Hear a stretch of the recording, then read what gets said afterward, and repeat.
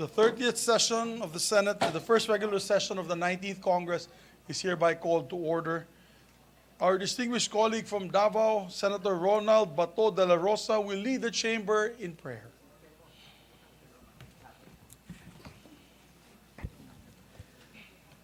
Almighty and eternal God, we come before you today, praising you for all the good things that you have brought into our lives. We know that it is only by the abundance of your love that any individual can hope for a brighter future. Only by your grace that any institution such as ours can aspire to work for the common good. Only by your mercy that any nation can look forward to the attainment of just and lasting peace. We ask therefore, O God, that you continue to sustain us with your love, grace, and mercy. Indeed, without you, we are nothing. And yet, by your strength, we can do all things. You promise in Jeremiah chapter 33, verse 3, I will show you great and mighty things which you do not know. We humbly offer ourselves as instruments for the fulfillment of this promise. May we be used greatly and mightily in every bill we propose, in discussing and deciding on the Philippine National Budget for fiscal year 2023, in every hearing we conduct, and in all our attempts, individual and collective, to help establish a just and peaceful Filipino society. We ask not only that we be continually moved by your love, grace, and mercy, but that we may also be vessels of all three, to all those whom we serve. Amen. Amen. Secretary, please call the roll. Roll call of members. The Honorable Senator Angara, Senator Binay, Senator Cayetano Alan, Senator Cayetano Pia, Senator De La Rosa, Senator Ejercito, Senator Escudero, Senator Estrada, Senator Gatchalian, Senator Go, Senator Ontiveros, Senator Lapid, Senator Legarda, Senator Marcos, Senator Padilla, Senator Pimentel, Senator Poe, Senator Revilla, Senator Tolentino, Senator Tulfo, Senator Villanueva, Senator Villar Cynthia, Senator Villar Mark, the Senate President. With 22 senators present, the chair declares the presence of a quorum. Majority Leader.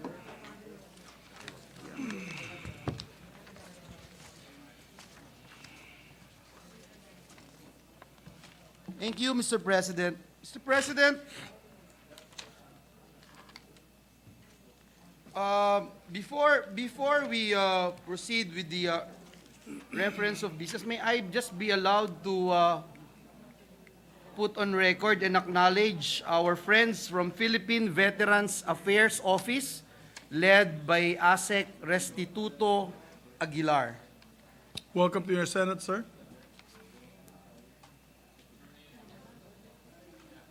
Mr. President, I move that we dispense with the reading of the Journal of the 29th Session, Monday, November 21, 2022, and consider the same as approved. There being no objection to the motion of the Majority Floor Leader, motion is approved.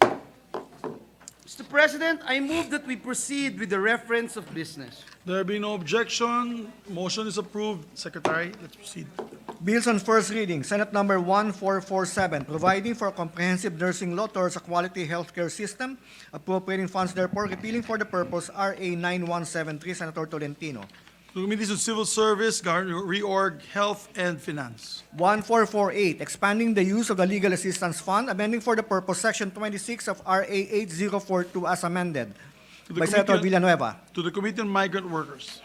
1449, imposing excise tax on plastic bags, amending for the purpose Section 288 and adding a new Section 150-C in the NIRZ as amended. Senator Villanueva. To the Committee on Ways and Means.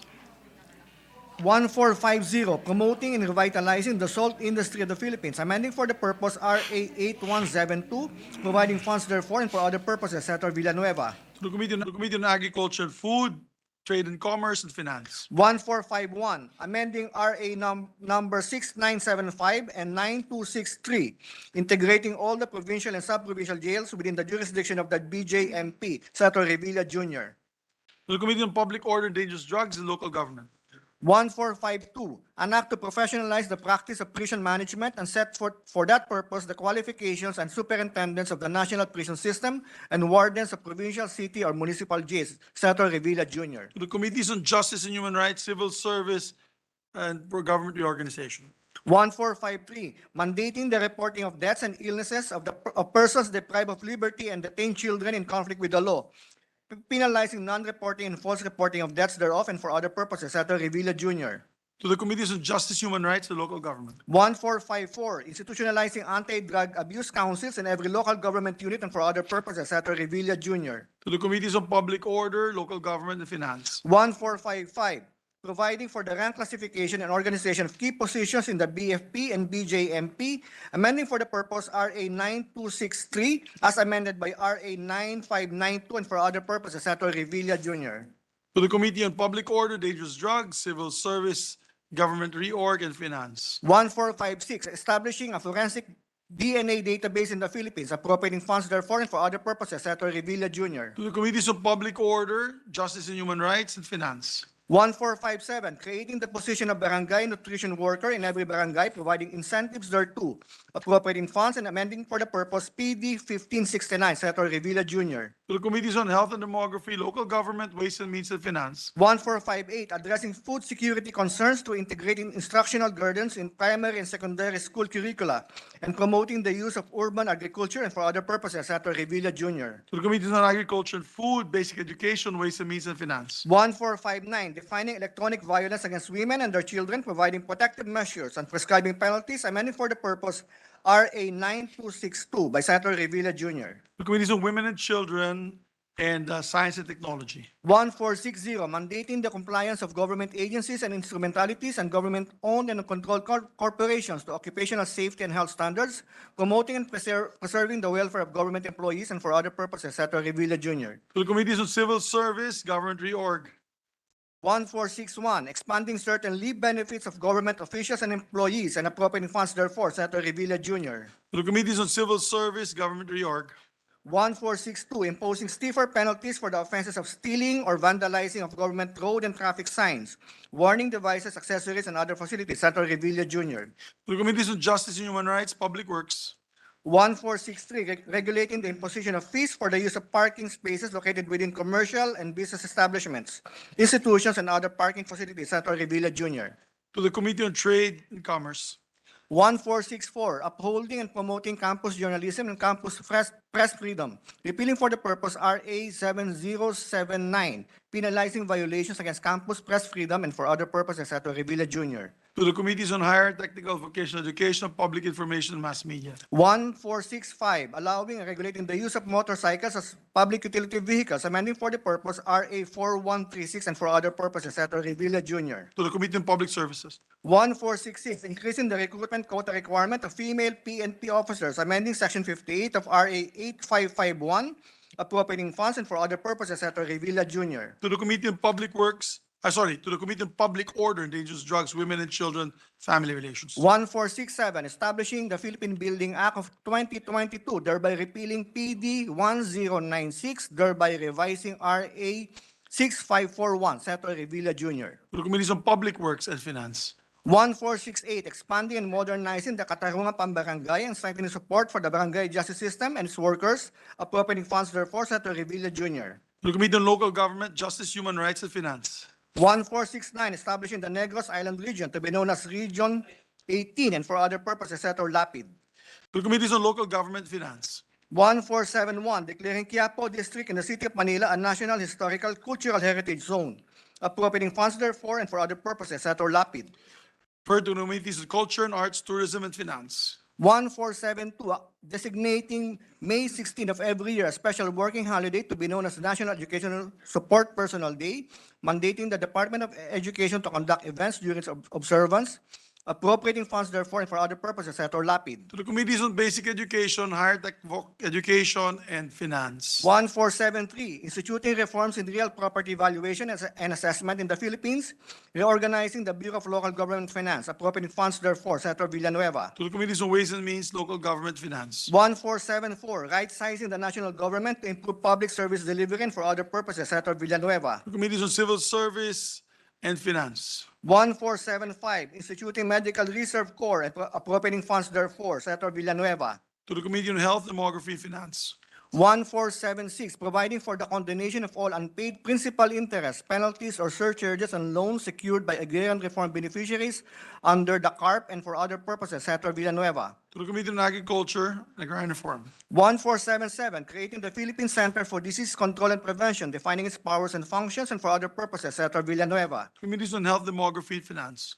1478, protecting consumers and merchants engaged in internet transactions, creating for this purpose the E-Commerce Bureau, appropriating funds and for other purposes. Senator Villanueva. Committees on Trade and Commerce and Finance. 1479, instituting a national land use policy, providing the implementing mechanisms therefore and for other purposes. Senator Villanueva.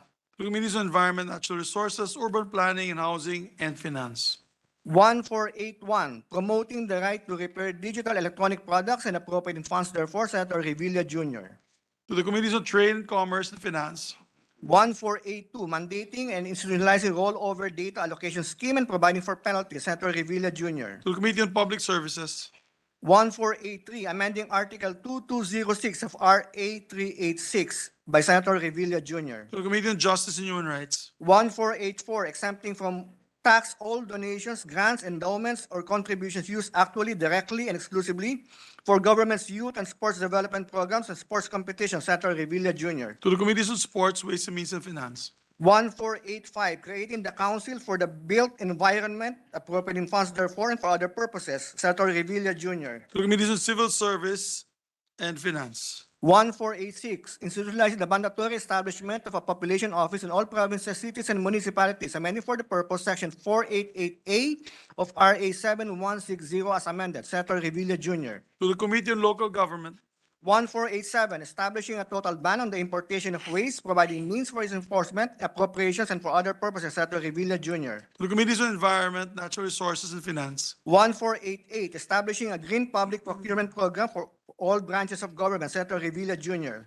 To the Committees on Sustainable Development Goals and Finance. 1489, providing for the fair and equitable allocation of farm-to-market road projects of the Department of Agriculture. Senator Revilla Jr. Committees on Agriculture and Food, Public Works, and Finance. 1490, establishing the archipelagic sea lanes in the Philippines.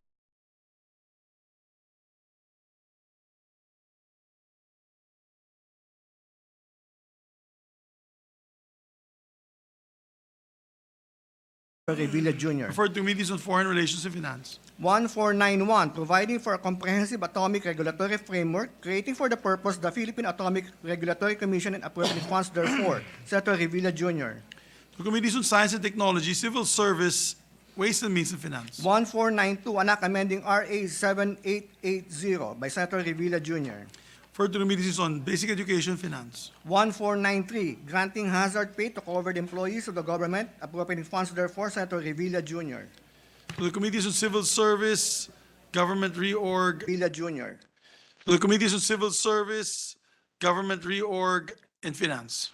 1494, granting incentives and other benefits to rural health unit doctors and for other purposes. Senator Revilla Jr. To the Committees on Local Government, Health, and Demography.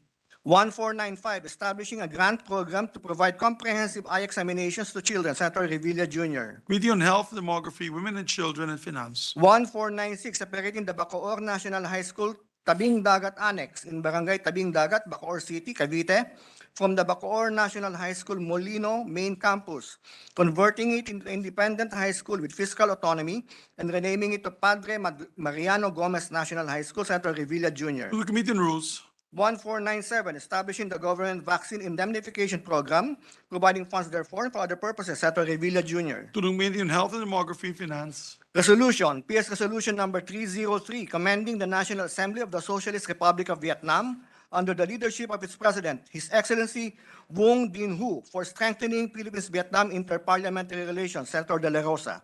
To the Committee on Rules. There's an additional reference of business. Please proceed, Secretary. Additional reference of business, message of the President of the Philippines. Letter of President Ferdinand Romualdez Marcos dated 21 November 2022, certifying to the necessity of the immediate enactment of House Number 4488, entitled An Act Appropriating Funds for the Operation of the Government of the Republic of the Philippines from January 1 to December 31, 2023, in order to address the need to maintain continuous government operations following the end of the current fiscal year, to expedite the funding of the various programs, projects, and activities for fiscal year 2023, and to ensure budgetary preparedness that would enable the government to effectively perform its constitutional mandate. To the Committee on Rules. Message from the House. Letter from the House informing the Senate that on 7 November 2022, it passed the following House bills in which it requests the concurrence of the Senate. House Number 3622, extending the life of the Philippine Aerospace Development Corporation by another 50 years, amending for the purpose PD 286 as amended, appropriating funds therefore and for other purposes. House Number 5087, mandating the integration of the National Building Code. For 3622, I've not referred it yet. To the Committee on sorry. Government and Public Enterprises, Government Corporations, Public Enterprises. 5087, mandating the integration of the National Building Code of the Philippines under RA 6541, and its inclusion as a topic in the licensure examinations for these professions. Referred to Committees on Higher Technical Vocational Education, Civil Service and Government Reorg and Professional Regulation. 5110, strengthening the conservation and protection of the Philippine cultural heritage through cultural mapping and an enhanced cultural heritage education program. To the Committees on Culture and Arts and Local Government. 5167, declaring that Tugonan Waterfalls located in Barangay San Lorenzo, Municipality of Prosperidad, Province of Agusan del Sur, an ecotourism site. To the Committees on Tourism, Environment, Natural Resources, and Finance. 5168, declaring the immediate environs of the National Shrine of Our Mother of Perpetual Health, popularly known as the Baclaran Church, located To the along Ross Committees on Boulevard. Culture and Arts, Tourism, and Finance. 5169, declaring Mount Arayat, located along the borders of Arayat and Magalang, an ecotourism destination. To the Committees on Tourism, Environment, Natural Resources, and Finance. 5170, declaring Luzon Datum in Hingayon, Municipality of Mogpog, Marinduque, a tourist spot. To the Committees on Tourism, Environment, Natural Resources, and Finance. 5171, declaring the Cebu Safari and Adventure Park located in Corte Carmen, Cebu, a tourism destination. To the Committee on Tourism. 5172, distinguishing the Dao tree located within a secondary forest in the Integrated Forest Management Agreement area of the Pelais branch in Bayumbong, Barangay Cugman, Cagayan de Oro City as the Cagayan de Oro Heritage Tree and declaring it a tourist attraction.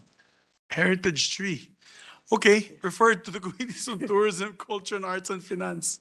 5173, declaring the Ginsaugun Eco Adventure Park located in Barangay Ginsau, Municipality of St. Bernard, Southern Leyte, a tourism destination.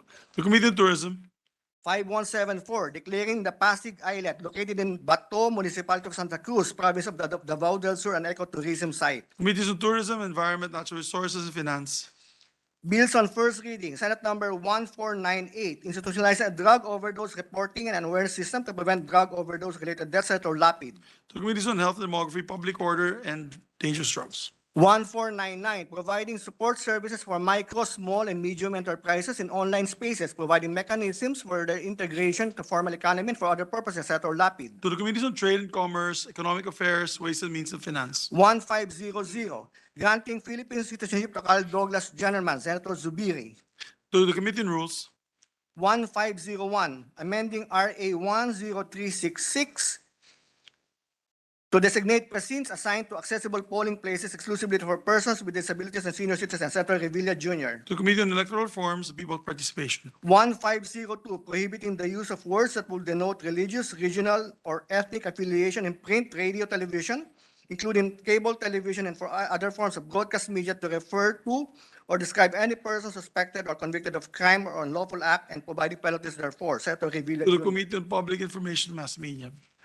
1503, increasing the penalties for non-compliance of the prescribed increases and adjustments in the wage rates of workers, amending for the purpose RA 6727 for other purposes. Senator Revilla Jr. Committee on Labor and Employment, Human Resource Development. 1504, institutionalize a pre-hospital emergency care system, providing for the establishment, supervision, and regulation of pre-hospital emergency care profession for other purposes. Senator Revilla Jr. Committee on Health and Demography, Finance. 1505, restructuring and strengthening the PNP and creating additional police offices, amending sections 25, 26, 28, 29, 31, 35, and 36 of RA 6975, appropriating funds therefore and for other purposes. Senator Revilla Jr. To the Committees of Public Order, Local Government, Finance. 1506, providing that all contractual and casual employees in the government service be paid corresponding wages during special public and local holidays and appropriating funds therefore. Senator Revilla To the Jr. Committees on Civil Service, Government Reorg, and Finance. 1507, regulating the practice of microbiology in the Philippines and appropriating funds therefore. Senator Estrada. To the Committees on Civil Service, Government Reorg, Science and Technology, Finance. 1508, strengthening the mental health services of state universities and colleges and appropriating funds therefore. Senator Estrada. To the Committees on Higher Technical and Vocational Education, Health and Demography, and Finance. 1509, granting Filipino citizenship to Kyle Jennerman with all the rights, privileges, and prerogatives pertinent thereto. Senator Villanueva. To the Committee on Rules, there's a third additional business. Second additional business. Second additional reference of business, message from the House. Letter from the House informing the Senate that on 14 November 2022, it passed the following House bills in which request the concurrence of the Senate. House number five, establishing an on-site, in-city, near-city, or off-city local government resettlement program for informal settler families in accordance with the People's Plan and mandating the local government unit jointly with the Department of Human Settlements and Urban Development in cases in favor of recipient LGU, amending for the purpose RA 7279. To the Committees on Urban Planning, Housing, Resettlement, Local Government, and Finance. 4102, imposing excise tax on single-use plastic bags, amending for the purpose Section 288 and adding a new Section 150C in the NIRC. 4122, imposing value-added tax on digital transactions in the Philippines. 4339, amending Section 6, 22, 24, 25, 27, 28, 32, 37, 38, 39, 42, 51, 52, 54, 56, 57, 73, 108, 109, 112, 121, 122, 123, 127, 149, 174, 176, 179, 181, 190, 195, 198, 199, 204, 222, 237, 2378, 255, 256, 257, 258, 261, 263, 264, 266, 275, inserting new Section 270A and repealing Sections 175, 177, 178, 180, 188, 192, and 193 under RA 8284 as amended. To the Committee on Ways and Means. Napagod. Pagod ko na. Sige. Okay, bro. Thanks, bro. We'll be right back. Letter from the House of Representatives informing the Senate that on 15 November 2022, it passed the following House bills in which it requests the concurrence of the Senate. House Bill number 227, an act instituting policies for the protection and welfare of caregivers and the practice of their profession.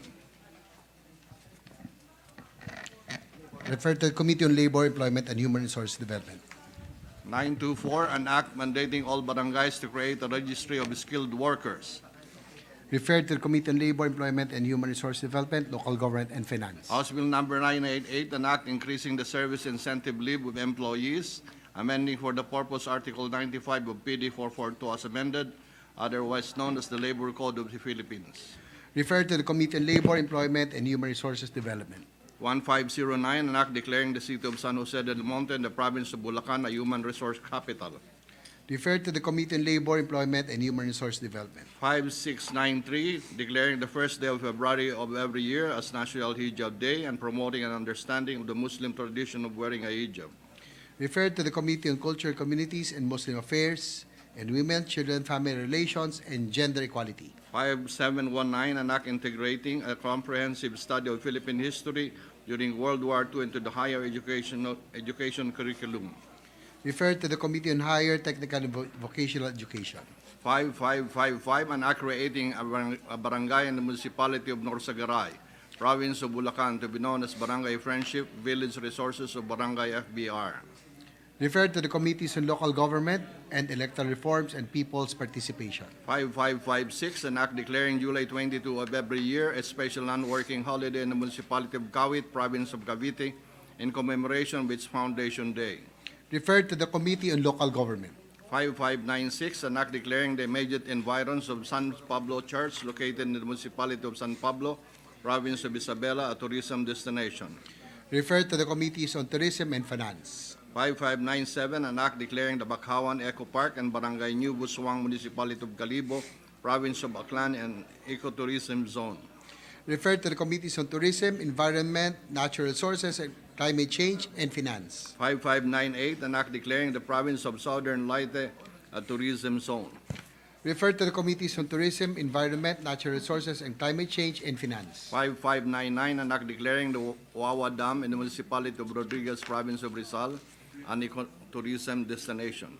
Referred to the Committees on Tourism, Environment, Natural Resources, and Climate Change, and Finance. 5603, an act declaring the Pinandagatan Falls located in Barangay New Tubigon, municipality of Sibagat, province of Agusan del Sur, an ecotourism site.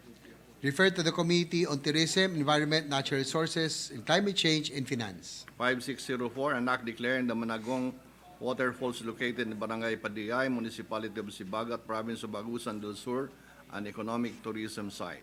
Referred to the Committee on Tourism, Environment, Natural Resources, and Climate Change, and Finance. 5605, an act mandating the inclusion of the Arevalo Plaza in the Iloilo City Cultural Heritage Tourism Zone, amending for the purpose RA 10555, entitled an act declaring the Haro Cathedral Molo Church, the Iloilo City Central Business District, Fort San Pedro, Haro Plaza Complex, Molo Plaza Complex, and Plaza Libertad Complex, all located in the city of Iloilo, as Cultural Heritage Tourism Zone.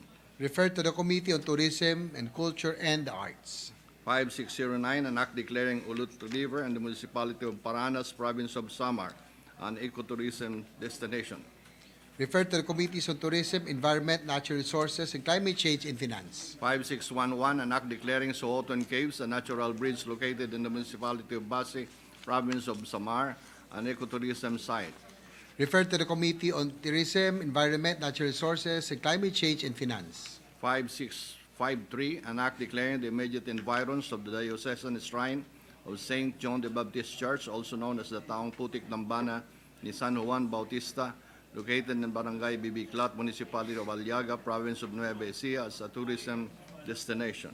Referred to the Committees on Tourism, Culture, and Arts, and Finance. Bills on first reading, Senate Bill number 1510, adjusting the monthly pension and disability benefits of retirees of the Department of Foreign Affairs by Senator Ontiveros. Referred to the Committees on Government Corporations and Public Enterprises, Foreign Relations, and Finance.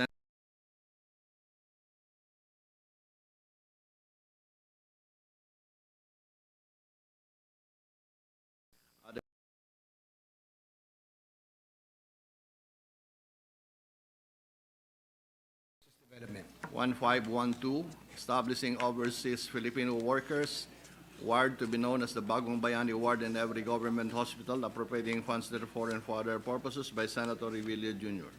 Referred to the Committees on Health and Demography, Migrant Workers, and Finance. 1513, an act providing for a revised national apprenticeship program, repealing for the purpose chapters 1, 2, and Title 2, Book 2 of PD 442 as amended, the Labor Code of the Philippines by Senator Revilla Jr. Referred to the Committees on Labor, Employment, and Human Resources Development, and Ways and Means. 154, an act requiring the teaching of basic road safety and comprehensive driver's education as part of the curriculum of the K-12 program and for other purposes by Senator Revilla Jr. Referred to the Committees on Basic Education, Public Services, Ways and Means, and Finance. 1515, an act prohibiting the use of BPA and PFAS in baby food packaging and containers and other child care articles by Senator Revilla Jr. Referred to the Committees on Trade, Commerce and Entrepreneurship and Health and Demography. 1516, an act granting Philippine citizenship to Justin Donta Brownlee by Senator Angara. Referred to the Committee on Justice and Human Rights. 1517, an act establishing a national high school in the city of Bacoor, province of Cavite, to be known as the Bacoor City National Science High School, and appropriating funds therefore by Senator Revilla Jr. Referred to the Committee on Rules. 1518, an act providing for the Magna Carta for Public Disaster Risk Reduction and Management by Senator Revilla Jr. Referred to the Committee on National Defense and Security, Peace, Unification and Reconciliation, Civil Service, Government Reorganization and Professional Regulation, and Finance. 1519, an act granting Philippine citizenships to Justin Donta Brownlee by Senator Villanueva. Referred to the Committee on Justice and Human Rights. PS Resolution Number 304, resolution congratulating and commending the entire Philippine delegation on their outstanding performance in the 2022 Eastern Asia Youth Chess Championship in Bangkok, Thailand by Senator Lapid. Referred to the Committee on Rules. Majority Leader. Thank you, Mr. President. Mr. President, I move that we transfer from the calendar for ordinary business to the calendar for special orders the committee report number 11 on Senate Bill number 1480. This is standardizing and upgrading the benefits of military veterans and their beneficiaries. Is there objection? There being none, the motion is approved. Thank you, Mr. President. Mr. President, I move that we consider Senate Bill number 1480 as reported out under Committee Report number 11. Is there any objection? There being none, the motion is approved. Consideration of Senate Bill number 1480 is now in order. With the permission of the body, the Secretary will read only the title of the bill without prejudice to the inserting into the record the whole text thereof. An act rationalizing the disability pension of veterans, amending for the purpose RA 6948, entitled An Act Standardizing and Upgrading the Benefits for Military Veterans and Their Beneficiaries, as amended. Mr. President, to sponsor the measure, may we recognize Senator Jinggoy Estrada as chairperson of the Committee on National Defense and Security, Peace, Unification, and Reconciliation to deliver the sponsorship speech. I so move, Mr. President. The sponsor, Senator Jingo Estrada, is recognized. Thank you, Mr. President. Huh? Intriga na naman kayo, ha? Ladies and gentlemen, distinguished colleagues of this august body, as your chairperson of the Committee on National Defense and Security, Peace, Unification, and Reconciliation, it is my distinct honor to sponsor Senate Bill number 1480 under Committee Report number 11, titled An Act Rationalizing the Disability Pension of Veterans, amending for the purpose of Public Act number 6948, entitled An Act Standardizing and Upgrading the Benefits for Military Veterans and Their Beneficiaries, as amended.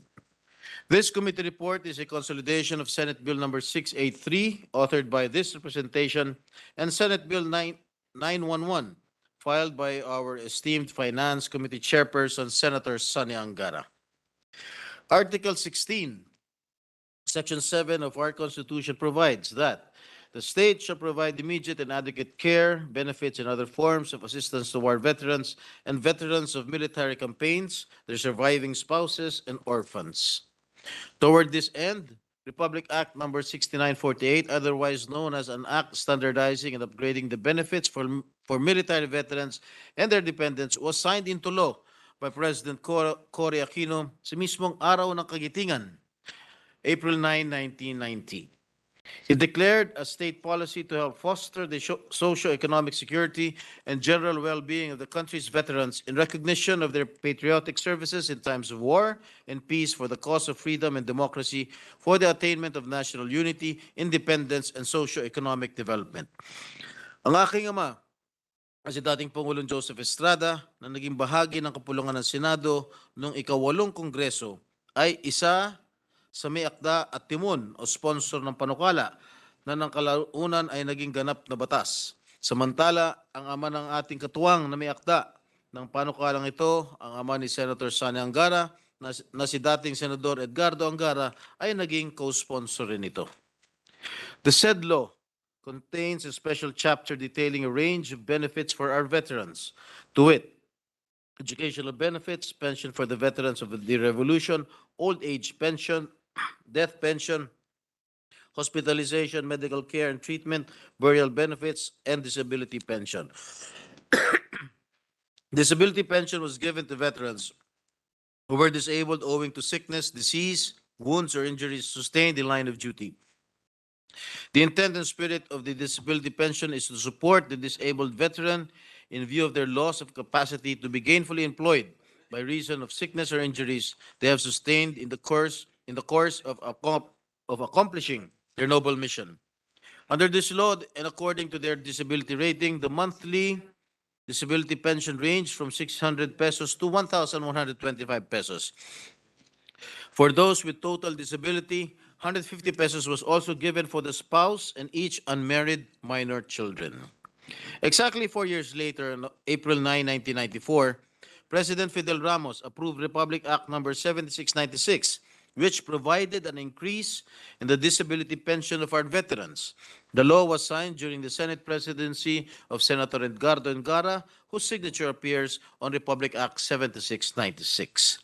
Those with lowest disability rating of 10 to 30%, which originally received 600 pesos monthly, is now receiving 1,000 pesos. The monthly pension increases as the disability rating goes higher. Those with 91 to 100% disability rating who were previously receiving 1,125 pesos are now receiving 1,700 pesos plus another 500 pesos for the spouse and each unmarried minor children. That was the last upward adjustment for the disability pension for our veterans. That was in the year 1994. 28 years later, the same rates apply to our disabled veterans. Almost 3 decades since that last legislative amendment, the amount remains stagnant and is simply not enough to sustain the needs of our veterans. The only increase was by virtue of Republic Act Number 11164, enacted under the administration of former President Rodrigo Duterte, which only covers the old age pension of living World War II veterans and living veterans of the Korean and Vietnam Wars who are not receiving pension from the armed forces of the Philippines. Needless to say, the amount is already grossly inadequate to provide for their needs, considering the high cost of living today and the state of health they are in. By all metrics, the value of 1,000 pesos in 1994 is undoubtedly much, much lower in 2022, with almost 250% price increase since ang halaga ng 1,000 noon ay 287 piso na lamang ngayon. Hindi na po sapat ang benepisyong tinatanggap ng ating mga veterano, lalo na sa harap ng pagtaas ng presyo ng mabilihin at pangunahing pangangailangan. It is therefore imperative that the legislature corrects this grave injustice and accord our disabled veterans the dignity, respect, and care that they truly deserve. Our committee report proposes to provide our veterans with a minimum of 4,500 peso monthly disability pension and a maximum of 10,000 pesos and another 1,000 pesos for the spouse and each unmarried minor children. The Senate bill intends to seek the support of this chamber for a timely and reasonable increase in the monthly disability pension for our 4,386 veteran pensioners, as well as double benefits for some 2,276 spouses and 795 minors, as per information provided by the Philippine Veterans Affairs Office. If I may also share some information from the PVAO about the number of our veterans as relayed before your Committee on National Defense. Number one, PVAO says that they have 204 centenarians as of September of 2022. The oldest among them is a World War II veteran who is 112 years old. Number three, for the 90 to 99 age bracket, we have 1,484 veterans. Number four, marami sa kanila ay bedridden na. Pagbabahagi pa ni PVAO Administrator Undersecretary Reynaldo Mapago, may nakilala siyang isang veterano mula La Union na 104 years old na napakalakas pa at kayang-kayang maglakad. Sana all. In their twilight years, they are still fighting albeit a different battle altogether. If I may use the words of former Senator Alberto Romulo in his March 5, 1990s sponsorship speech, our veterans are a vanishing breed of Filipinos who offered supreme sacrifice in the defense of our country. He also went on to say, if there's one debt we should acknowledge and pay immediately, this is the debt to the veterans of this nation. This representation is hoping and praying, along with our war and military veterans, for the Chamber's support and swift approval on this measure, which was previously passed on third and final reading by the House of Representatives during the 18th Congress. It is a simple gesture of gratitude and appreciation for the invaluable service, loyalty, and gallantry of our military veterans, whom we owe the freedom, democracy, and peace we all enjoy today. As PIVAO stated during our hearing for our veterans, it means additional disposable income that they can use for their everyday living expenses. But more so, it is a reassurance to our veterans that we are not forgetting them, and a tangible manifestation of the whole government's continued pledge to ensure the welfare of our country's veterans by guaranteeing their pension is responsive to their current needs. Thank you, Mr. President. Majority Leader. Thank you, Mr. President. Mr. President, next to co-sponsor the measure is the distinguished gentleman from the great province of Cavite, Senator Bong Revilla. I move that he be recognized, Mr. President. The gentleman from Cavite, Senator Bong Revilla, is recognized. Thank you, Mr. President. Mr. President, it is my honor to associate myself as a co-sponsor of this measure and express my full support to rationalize the disability pension of our beloved veterans. Alam nating lahat na walang katumbas ang serbisyo at sakripisyo ng ating mga war veterans na naging makabuluhang bahagi ng ating kasaysayan. Higit sa lahat, hindi natin malilimutan kung paano nila nabigyan daan ang pagkamit natin ng minimithing kalayaan at pananatili ng kapayapaan sa ating bayan. Mula noon hanggang ngayon, walang patid ang ating pagtingala sa lahat ng kanilang kontribusyon sa bansa. At bilang pasasalamat sa ating mga veterano, nararapat lamang na magtulungan tayo sa pagsusulong ng mga panukalang makapag-aangat ng kalagayan nila sa buhay. Kaya naman, taas noon nating susuportahan at titindigan ang panukalang para sa kanilang kapakanan. Senate Bill number 1480 institutionalizes the gratitude of a nation who will never forget those who came before them. It is our privilege to co-sponsor this measure that increases the disability pension of our veterans who have been disabled due to sickness, disease, wounds, or injuries sustained in the line of duty. Mr. President, it is high time that we amend Republic Act number 6948, which is a 32-year-old law that sought to standardize and upgrade the benefits for military veterans and their beneficiaries, rationalizing the disability pension rates of our veterans. Veterans will indeed help them counter the never-ending challenges brought about the pandemic, as well as the recent surging prices of our basic commodities. More than the monetary value of this proposed measure, this will serve as a loving gesture for our veterans whose exceptional sacrifice, loyalty, and bravery will never be forgotten. This representation commends the efforts of the chairperson of the Committee of National Defense and Security, Peace, Unification, and Reconciliation, my very good friend, Senator Jinggoy Estrada, whose hard work is instrumental in uplifting the welfare of our valiant heroes, our treasured veterans. Lastly, with the permission of the good sponsor, I respectfully manifest my intent of becoming a co-author of this meaningful legislation. Thank you, Mr. President. Thank you. Majority Leader. The principal author and sponsor is also saying no objection, and he welcomes the manifestation of the distinguished gentleman from Cavite.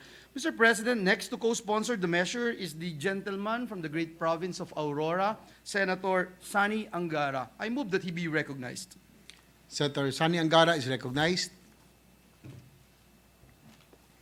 Thank you, Mr. President. Salamat po, Ginoong Majority Leader. To our esteemed colleagues, magandang hapon po.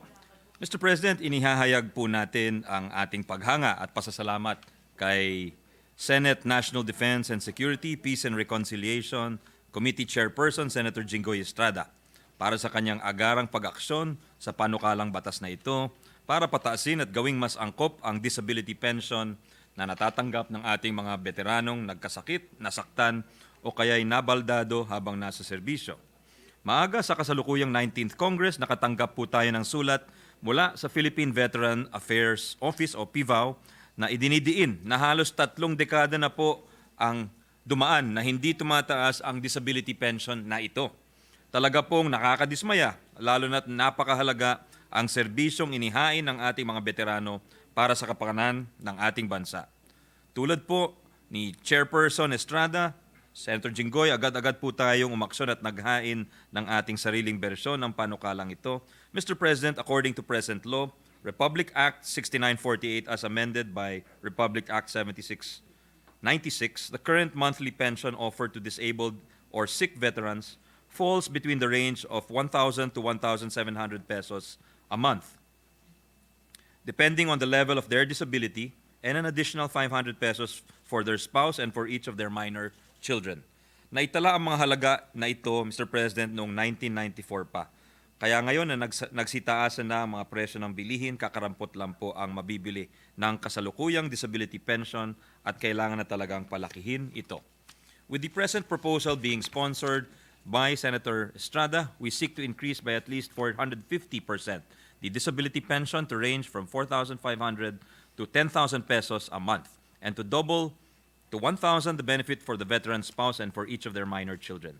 Ayon po sa PVAO, aabot sa 7,957 na tao ang nakakatanggap ng disability pension sa ngayon, 4,386 na veterano, 2,776 na kanilang asawa, at 795 na menor na edad.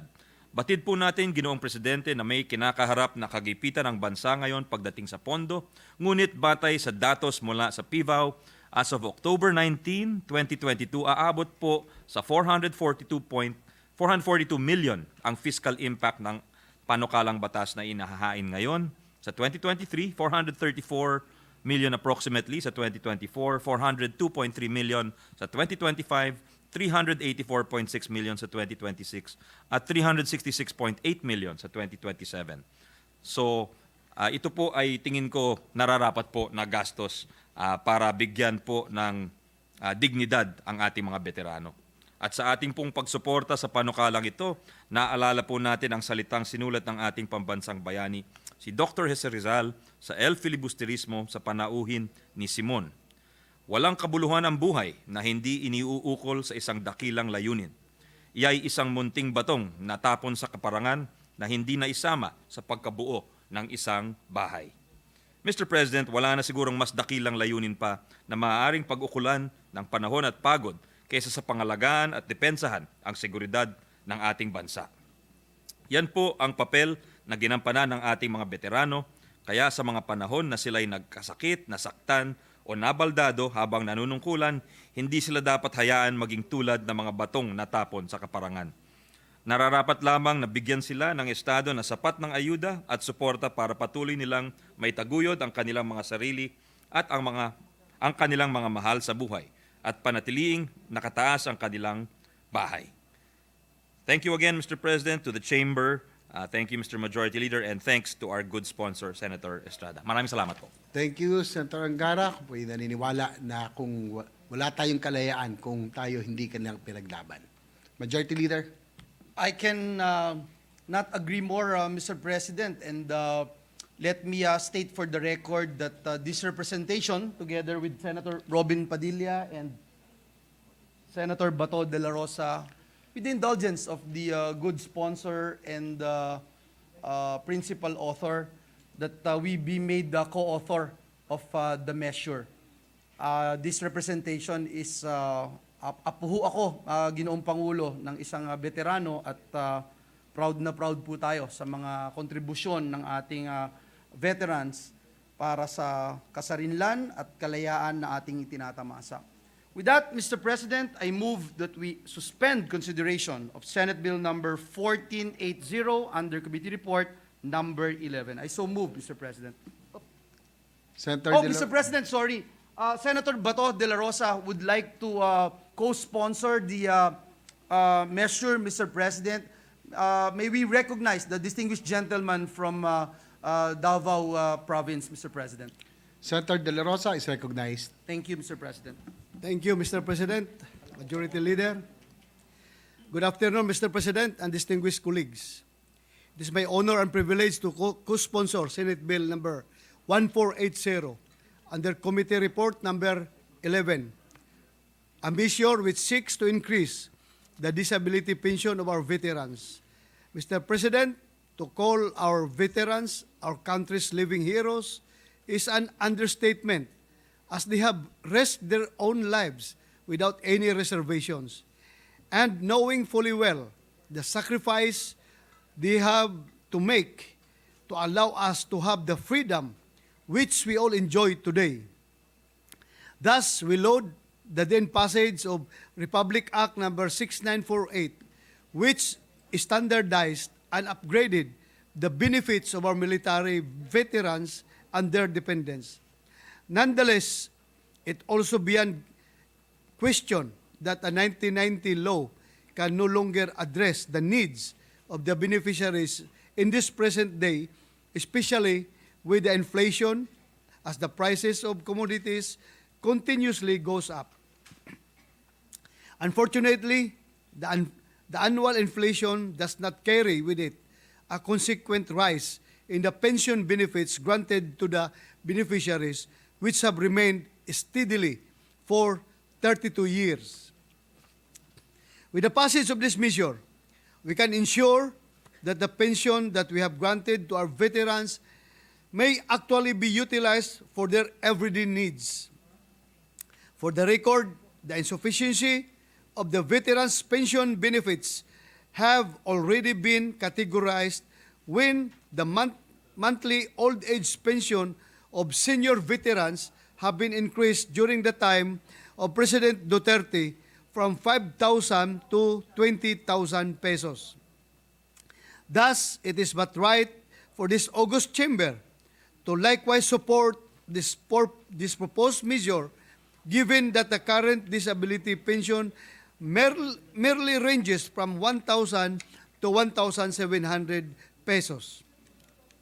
While these amounts may seem more than sufficient back when the law was passed, its value today merely equates to more or less a pensioner's food for a week, or worse, less than half of a vehicle's gas tank.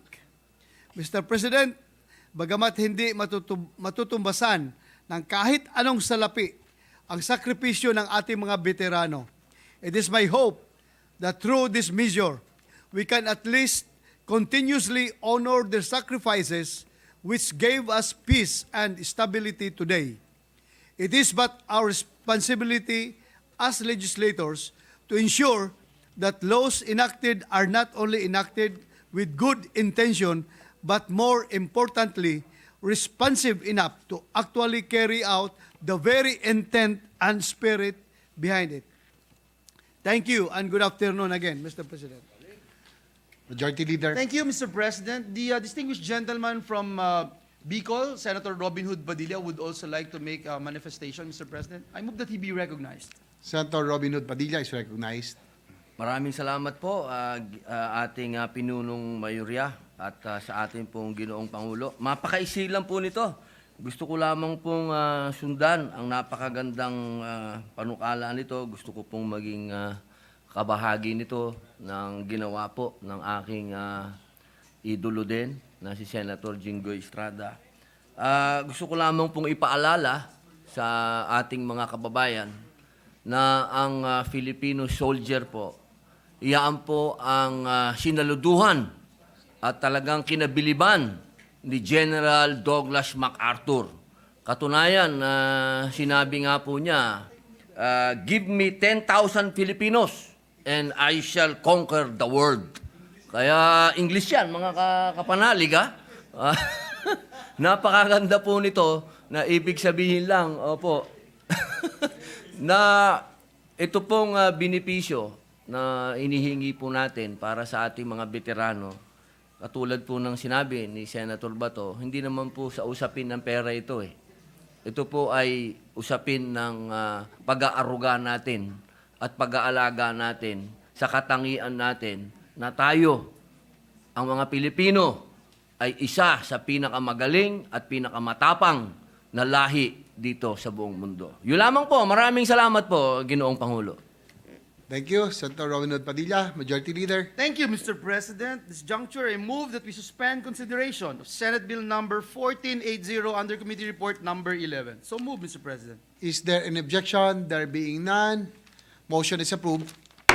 Mr. President, with the permission of the body, we take this privileged speech up, and I ask that we recognize, Mr. President, the distinguished lady from the city of Taguig and Pateros to deliver her privileged speech. I so move, Mr. President. The distinguished lady from Taguig and Patero, Senator Pia Cayetano, is recognized.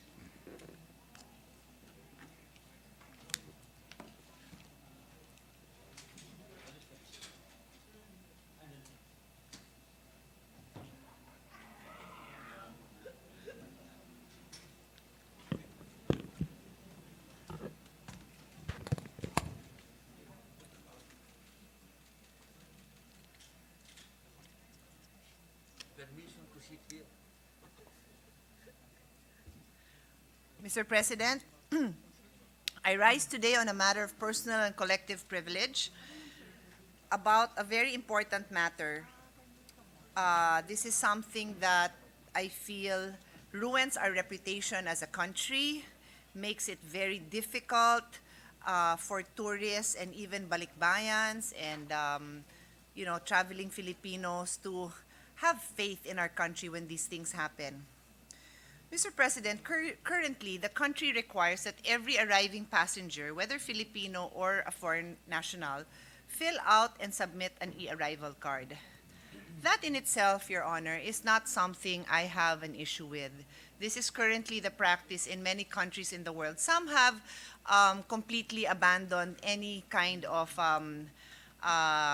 extra arrival requirements that have to do with COVID status, but many countries still require this. I have no issue with this, Mr. President. Last week, during the budget hearing of the Department of Tourism, our Vice Chairman of Finance, Senator Nancy Binay, mentioned that many people have been misled by a fake website or websites, asking them to pay for their e-arrival card, when in fact this should be free. My understanding from Secretary Binay's discussion was that this has already been brought to the attention both of DOT and DOH. In any case, we also discussed this with DOH because 2 days later, this representation handled the budget of the Department of Health. Over the weekend, I came to know through my daughter that a particular website, and that will be flashed on our screen, is asking for a fee of $79, which is roughly equivalent to 4,500 pesos for the issuance of an e-arrival card. There it is, Your Honors. So, anyone who is told that there is such a requirement, normally, what do we do nowadays? You pull out your phone, you will Google e-arrival card, and what will pop up when you Google Philippine e-arrival card or e-arrival card in the Philippines, what will pop up, and I'll show you now in the screen. I wanted to show the picture that shows the Google search. Yan. That is what will pop up, and it's at the very top. Itong particular website na ito, Your Honors. The name is, mas maliit pa dito sa aking laptop compared dito sa It says ph.entryform.com. If you notice, Your Honors, that's at the very top. It's a sponsored ad. Maybe our tech experts can tell us, but obviously it's sponsored, so obviously binayaran, and it's an ad. It says it's an ad, Your Honors. So, yan ang lumalabas, and if you're traveling, nagmamadali ka, nandun ka na, nakapila ka na doon, natataranta ka na kung overweight yung bagahe mo, o excited ka na makita yung loved ones mo, eh di syempre, you will click on the first one. I've done it myself, I've clicked on the first, pero ako kasi kuripot, so when it comes to money, isi-scroll ko pa lahat yan hanggang kamatayan nang mahanap ko yung mura. But in any case, you don't assume naman na may bayad o hindi mo alam, so click ka dyan. And it will then bring you to the site. Let me bring you back, Your Honors, to bring you back to that particular site. I'll tell you later on about the disclaimer. I'll go back to that later. So ito ka na, apply online. O di magkiklik ka, apply online. And what you will see next is the application form. Wherein, unlike a discount or a promo where you can get something even if you put a fake address, eh hindi mo naman gagawing fake kasi this is your e-card application. Kailangan mag-match yan dun sa passport mo and whatever else you're filling up. So you will put your complete address and then you will submit it. And it is upon submission that you are then told that there is a fee.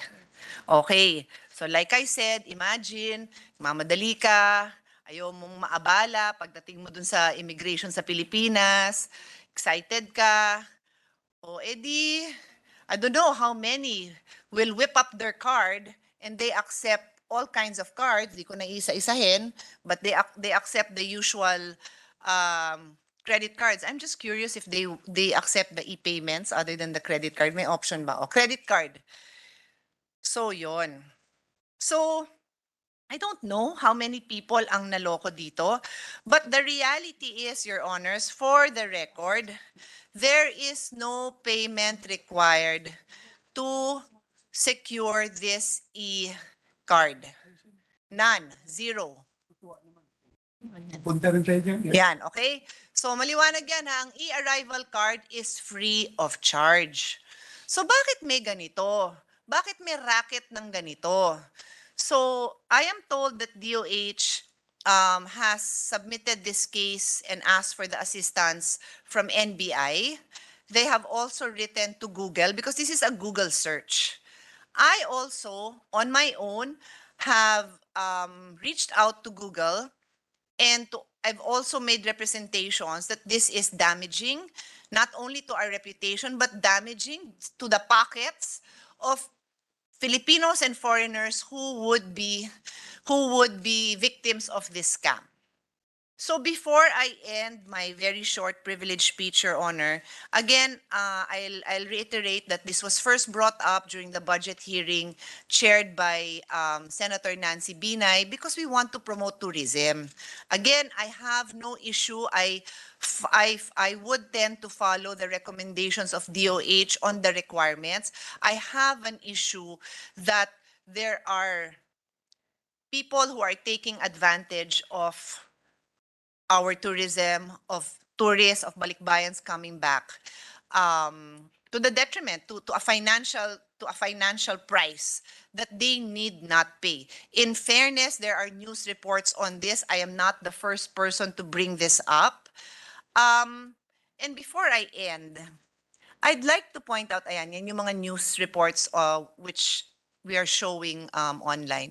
So ulitin ko mga kababayan, mga kapatid, mga minamahal natin OFW na babalik, our foreign friends who are coming, there is no payment required to fill up the e-arrival card. But it's very confusing when the very first website that you will see upon the Google search, and let's go back to that now, when you click on it, there will be a payment required.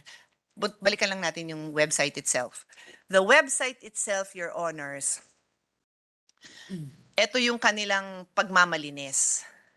Ay, sorry, can you show the website itself, the what do you call that? Like the front page of the website. Yan, Philippine e-arrival card. Most likely, when you see this, you will click on apply online, right? So you will miss yung napakaliit na statement dun sa ilalim na kahit siguro lumapit ako, hindi ko pa rin mababasa. Kaya I've asked my team to just print it for me to see clearly. It goes on to say that this is a professional travel agency that aims to help individuals and that there is a service fee. So I'm sure yan yung pagmamalinis nila. But it is not wrong. It is not right. It does not make it right. Unang-una, kung kung gusto nila talagang hindi makaloko, di dapat ibalandra nila doon, 'di ba? There is no need to pay. Ano bang tulong ginawa nila? Wala. Wala naman tulong eh. Wala naman silang tulong except pagkakitaan ng mga Pilipino or mga bisita dahil nagbayad sila ng sponsored ad para maklik sila. So wala naman silang service na ino-offer and I could still consider that fraudulent, Your Honor. So that is it. The purpose of this speech is to bring it to the attention of our colleagues, to bring it to the attention of the public. Again, as far as the government agencies are concerned, they already know, but to also ask them to be very vigilant about these things because every day that passes, that ad is there, it's deceiving Filipinos and foreigners entering our country. Thank you, Mr. President. Thank you, Senator P. Actually, I was also victimized by that last July. And I almost missed my flight because of this. Nung nag-apply ako ng e-health pass, dito po ako na direct. So I was also victimized by it. Thank you for that, Senator Pia. Majority Leader. Yes, Mr. President. Mr. President, may I be allowed to just ask some clarificatory questions in the light of this privileged speech of our distinguished colleague?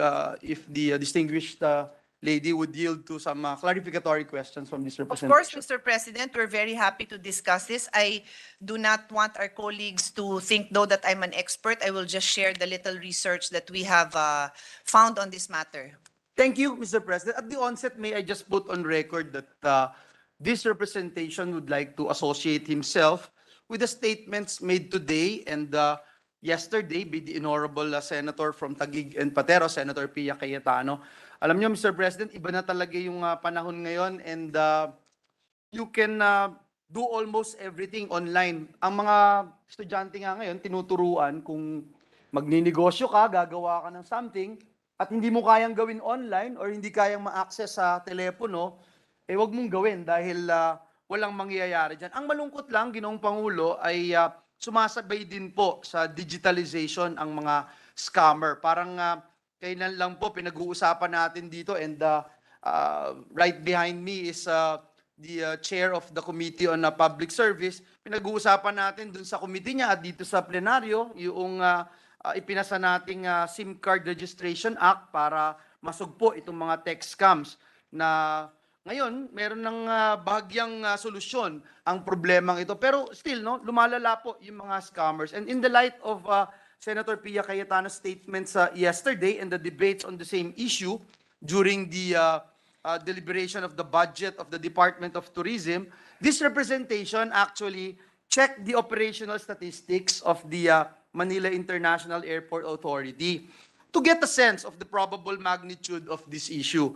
And from our data that we checked from January to August 2022, there have been a total of 2,723,010 international passengers who have arrived at all the terminals handled by MIA. Now, as the economy is picking up, Mr. President, and tourist arrivals are increasing, annual international arrivals could actually increase as much as 12 million passengers, which was actually the pre-pandemic level, Mr. President. So we can only imagine the number and total value of scams that went unreported, Mr. President. Furthermore, upon scanning social media and previous news reports, and I just want to put this on record, Mr. President, distinguished colleague from the city of Taguig and Pateros, we found out that this One Health Pass scam has been going on since March of 2022, or possibly even earlier, Mr. President. Our basis for March 2022 is not Facebook, Mr. President, not a Facebook post, but a travel advisory given by the Philippine Consulate General in San Francisco. This was dated March 31, 2022.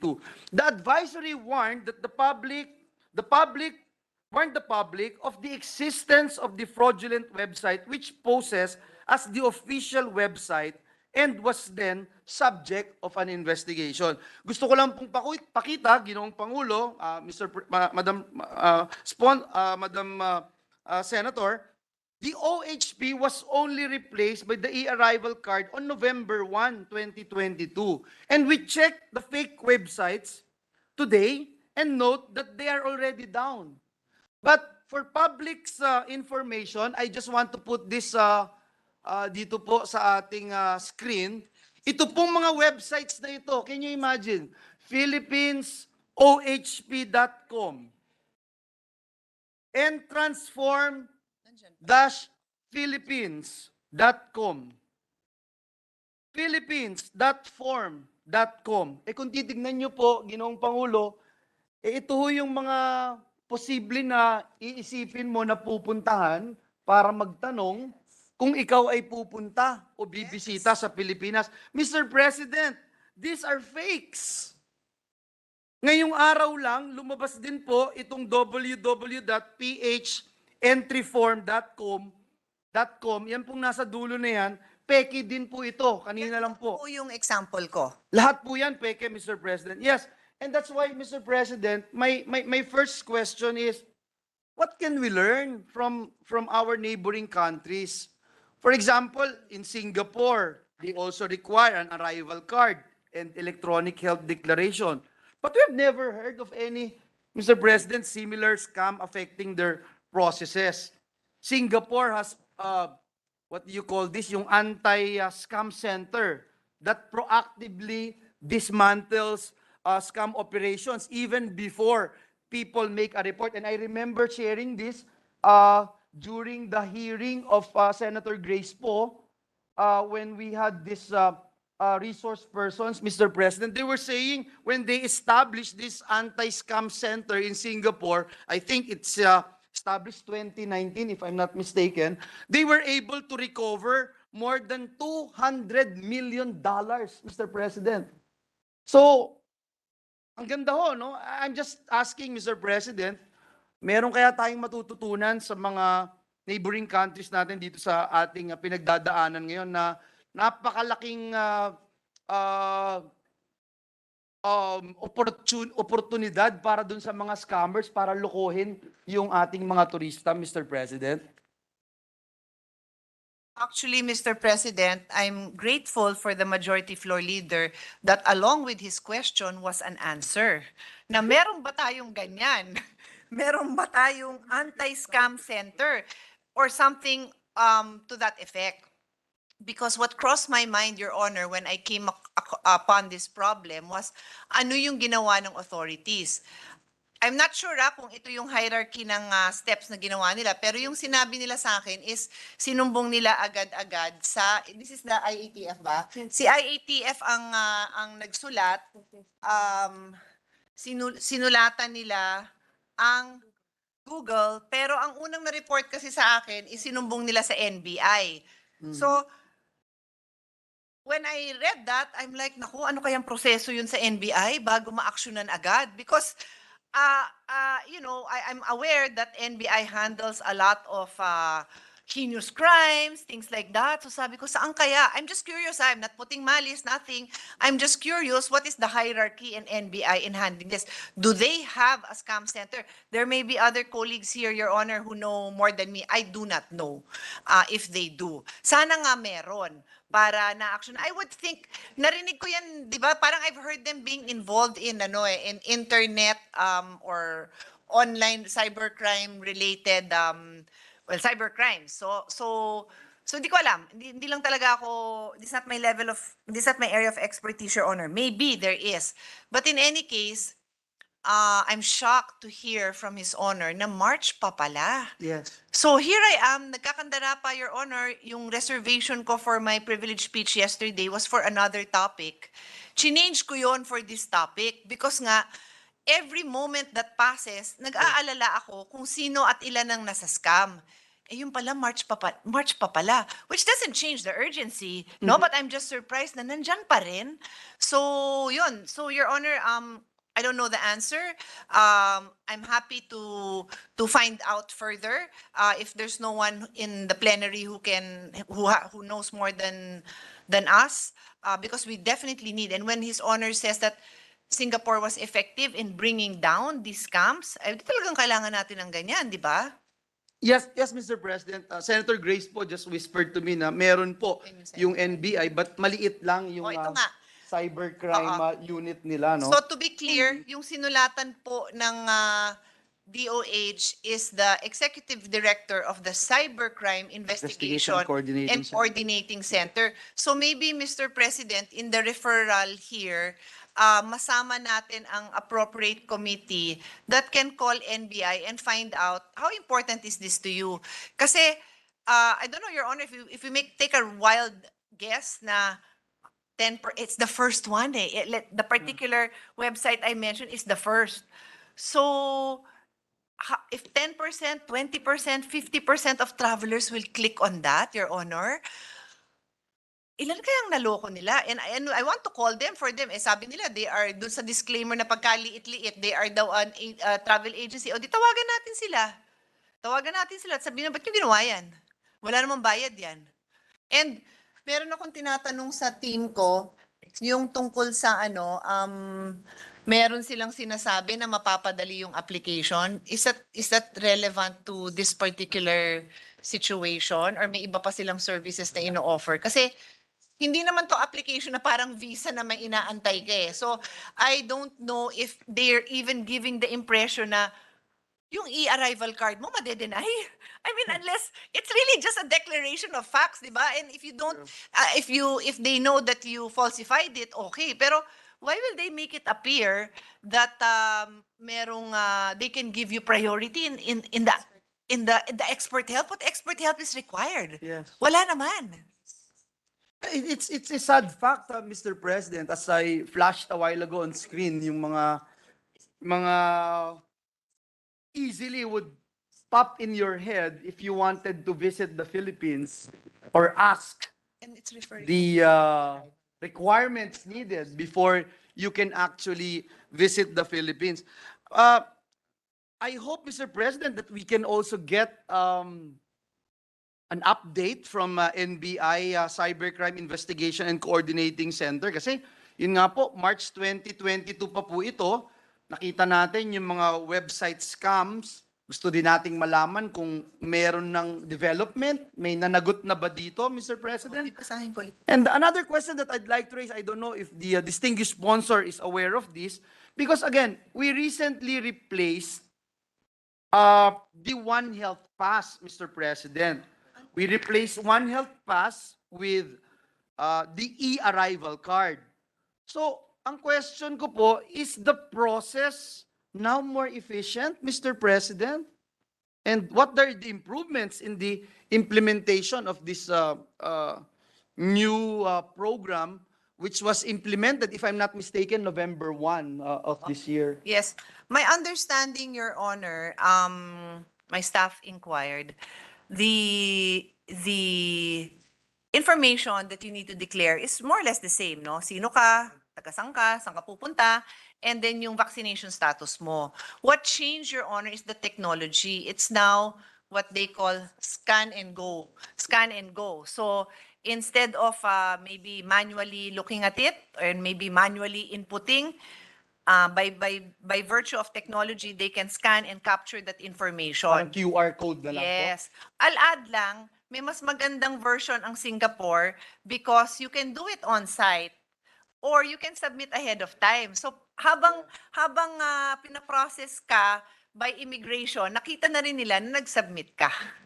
Tapos, wala nang, I guess they don't even have to evaluate it on site because it was already previously submitted even before your arrival. So maybe yung scan and go, pwede pang mapabilis na maybe submit or scan, submit and go, something like that. Travelers, ito yung sa atin po. Travelers can fill out the e-arrival card at their own convenience prior to departure or upon arrival. And then a scan and go system is implemented. So may scanning pa rin. And I'm not saying like yung sa Singapore, which is the example I'm giving, I'm sharing here on the floor, doesn't do the same because when they process your passport, they see your name, nagpa-pop up yung sinubmit mo if you had submitted earlier. Yeah. And you can easily do that even when you just arrive in the airport. Actually, there's a boutique there or something where you can easily scan and apply right away, Mr. President. So I'm just sharing this, Mr. President, because, you know, just to put all these ideas and thoughts that we can think about as legislators to further improve Of course. our system. And I just hope that there will be safeguards that will be in place to protect our passengers from similar fraudulent activities in the future. Because I am sure, Mr. President, sa dami ng mga turista, pati mga OFWs natin, ang dami na hong nabiktima nito. Let me end by saying, Mr. President, that we understand the necessity of putting utmost priority on our citizens' health, especially since we still have COVID.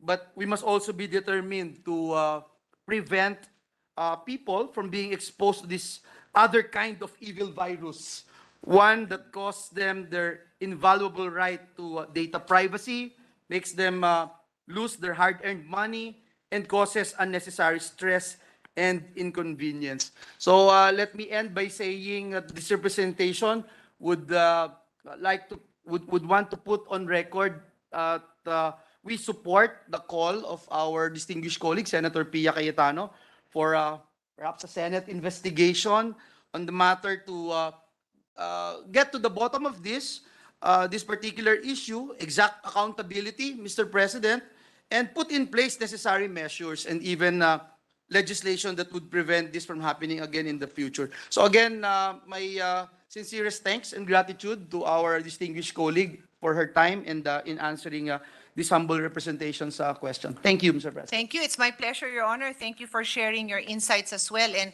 even the example of Singapore. May I just add, Your Honor, I see that Senator Grace might want to take the floor. She's very welcome. While she is making her way to the podium, may I just add, kasi I'm reading more carefully this disclaimer. Talagang nanloloko sila. Kasi binigyan ko pa ng benefit of the doubt kanina in the way I presented this disclaimer na, at least may disclaimer, maliit nga lang na hindi mo nababasahin, may disclaimer pa rin. Hindi pati yung disclaimer niya, nakakaloko. Kasi sabi niya dito, inamin niya na they are a professional travel agency. And then they go on to say, there is a service fee, which includes expert help and assistance. And the fees charged by government. Wala ngang fees. So pag binasa mo to, whether turista ka or Pilipino ka or talagang nakatira ka dito, tapos alam mong, di ba, alam mong nagbago, may balita ka na dati, yung health pass, ngayon may ganito, di sasabihin mo, may fee pala. Nagmamadali na ako, di makahingi nga ako nitong expert help, di ba? And then it goes on to say, Your Honors, an application, itong application mo for the e-arrival card, an application can also be submitted for a lower cost through the government's website here. Anong lower cost? Wala ngang cost. So nangloloko talaga siya. Kasi they put it in such a way na pwede ka naman, you can ignore us. Pero mahihirapan ka kasi kailangan mo ng expert, tsaka lower nga naman doon. Wala nga. So, panloloko pa rin. I change my conclusion. Panloloko pa rin siya. Maski yung disclaimer niya, nanloloko pa rin. There are no other services here. Pangalan pa lang nung site is e-arrival card. Kasi sabi ko, kung travel agency naman talaga siya na legit, na meron siyang ino-offer na tours, Diba? Tapos sinabing, meron kaming mga ino-offer na services, tours or whatever. I get it, may service fee. Eh, nag-o-offer sila ng service dun sa isang bagay na wala, ba't mas alam ba niya yung pangalan mo kaysa sa'yo? Mas alam ba niya yung vaccine status mo kaysa sa'yo? Wala naman ganun, Your Honors. Papasok mo lang naman yung data niya. Yung data na yon. So, I submit, nanloloko talaga tong mga taong to. At gusto ko talagang ipatawag to. At gusto ko silang pakulong. Thank Thank you, you. Senator Pia. Mr. President, next to interpolate is the distinguished lady from Pangasinan, Iloilo, in the Republic of the Philippines, Senator Grace Po. I move that she be recognized, Mr. President. Our amazing Grace, Senator Grace po is recognized. Thank you to my kinakapatid, Mr. President. I would like to thank Senator Pia also for bringing up this issue. An e-arrival card is a relatively new document being required at meron na agad mga fake websites. Perhaps at this point, Tourism since the and justice. DICT has their cybersecurity management program, in fact, we gave them Your Honors 274. referring to NBI, no? Am I No, correct? DICT. Ah, DICT. Okay, sorry, Oo. sorry. DICT also has their cybersecurity management program. We paid them 274.73 million. We gave them for this allocation in the budget. In fact, it's duplicating some of the work also of the NBI. That's why it's confusing. There's no Yes. central government office that you can lodge a complaint to on certain particular cases like this. So, But it sorry, all- Your Honor, can I just clarify? Because I'm listening intently to what you're saying. So, in terms of kung saan pwede magreklamo, may duplication. Pwede kang magreklamo sa NBI, pwede kang magreklamo sa DICT. Pwede Tama ka ho nga ba? rin magreklamo sa PNP eh. PNP Kaya rin, nga, okay. magulo. This is part of the reason why we had that hearing before, to have a centralized repository of complaints. Of complaints, not even a yes. repository, but a central desk where Yes, you can complaint complain. desk. Kasi nga, ito yung yung CICC, DICT yan, di ba? So the CICC, the Cybercrime, Cybercrime Investigation Coordinating. So yung CICC, Cybercrime Investigation Coordinating Council, is not under the NBI. It's under the DICT. Okay. So, of course, our colleague here from Taguig Taguig is a and lawyer. Pateros. Can the Senate direct them to act already? Because this is what I'm thinking. First of all, it's very public. They have a website. So this can be traced. Probably they have an IP address. Number two, It's because sponsored, fraud- so binayaran nila yan. Meron silang Binayaran. contract with Google. Plus, they're accepting credit cards. Yes. So those banks, Yes, Your I Honor. don't know if we have the authority, but clearly this is fraud. Perhaps we can direct those banks to look into their account. Ano ba yan? Baka Yes, pwedeng Your Honor. itigil muna yan. But definitely, there has to be a government agency to direct those banks to not accept accounts from these companies. So maybe that's an angle we can look at, but definitely we should call the DICT, maybe not a hearing at this point, but just to call the office. I would be happy, Your Honor, to instruct my staff to call right away and then to give a short, to provide them with a short letter summarizing our observations, Your Honor, so that they can act upon it immediately. And provide them the names of those websites. Yes. Kasi, the Philippines has to spend a little also to protect its citizens by maybe paying Google an ad. Put it Yes. at the front. Kasi yung top search is what you click Yes, on. eh. yeah. One of my staffs told me that normally, nauuna daw yung government website.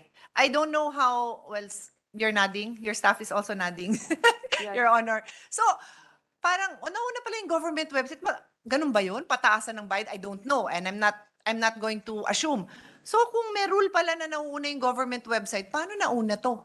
Bakit siya yung I'm not sure pinakauna? if there's a rule na dapat maunang government website. Parang by practice yata, yun yung lumalabas. Or I don't know sa Google search if they do their own. It's in their algorithm apparently. But, Na, yes, but exactly. of course, Exactly. if you pay to be Then perhaps at the top, ad goes up. now, But that's again something we can ask Google also kasi they it's have a an private. office here. In They fact, do. they're tenants of Senator Villar. ID will No, tell no, no. her. They And have- I've reached out, Your Honor, to a high-level officer already. Yeah. Because I know that Google cooperates, especially when there's a crime being committed. Yes, in fact, I know they have programs, Your Honor. And it's to- very, according to my staff, it's very easy to coordinate with them. So, So but nakakalungkot naman, di ba? Kung ganun pala kadaling mag-coordinate with them, ba't naman inabot ng ganito? It always frustrates me also, Your Honor, na we have to take this up, no? And have to bring it to the attention of our agencies when they could be acting on their own. they're not very proactive. I suppose, Mr. President, the good senator from Taguig can draft the letter. I will. And then we will also call up that they should take down these websites or find out the IP address and then also coordinate with the banks. I don't know if it's the central bank. I used to be committee on banks, but there's an anti-fraud division also in the central bank. I heard of a story where one person who was victimized was able to, well, at least she requested that the credit card Company company removes the charge. refunder. I suppose that's a good credit card company. Kasi Kung ang nagawa hirap nila yun. kumuha ng refund Oo. dito sa mga local cards natin. And I actually Baka don't know US if card yan. successful. Narinig ko lang yung kwento na pinaano nga niya yung charge eh. Di ko alam kung successful. I know in the US, it's so easy to reverse charges Yeah. or to take credit. Here in the Philippines, it's so difficult. Takes them forever. You pay nga them in advance, they won't credit your account right away. So may mga Maybe that's ipapuput na yan. something we can also look into. Okay, thank you, Mr. President. Again, thank you Thank to you. our Senator from Taguig, Senator Pia, for bringing this up. Thank you, Senator Grace. Actually, I'd like to thank Senator Pia also because as I mentioned, I was also victimized na wala na ako ng $80. Muntik pa ako maiwanan ng eroplano because of napunta ako sa fake na One Health Pass, no? I lost almost I was in Milan 3 hours ahead.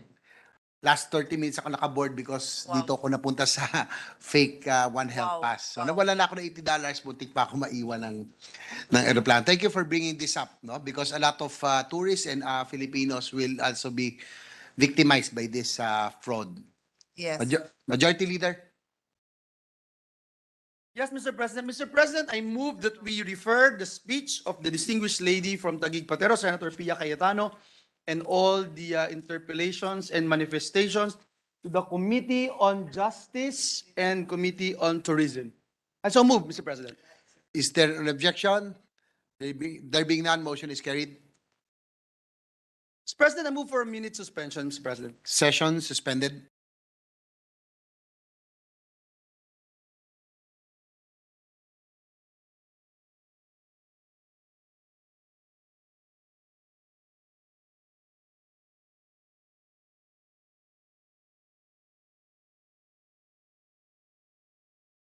With the permission of the body, we take this privileged speech up, and I ask that we recognize, Mr. President, the distinguished gentleman from Davao, Senator Bato de la Rosa, to deliver his privileged speech. I so move, Mr. President. The gentleman from Davao, Senator Bato de la Rosa, is recognized.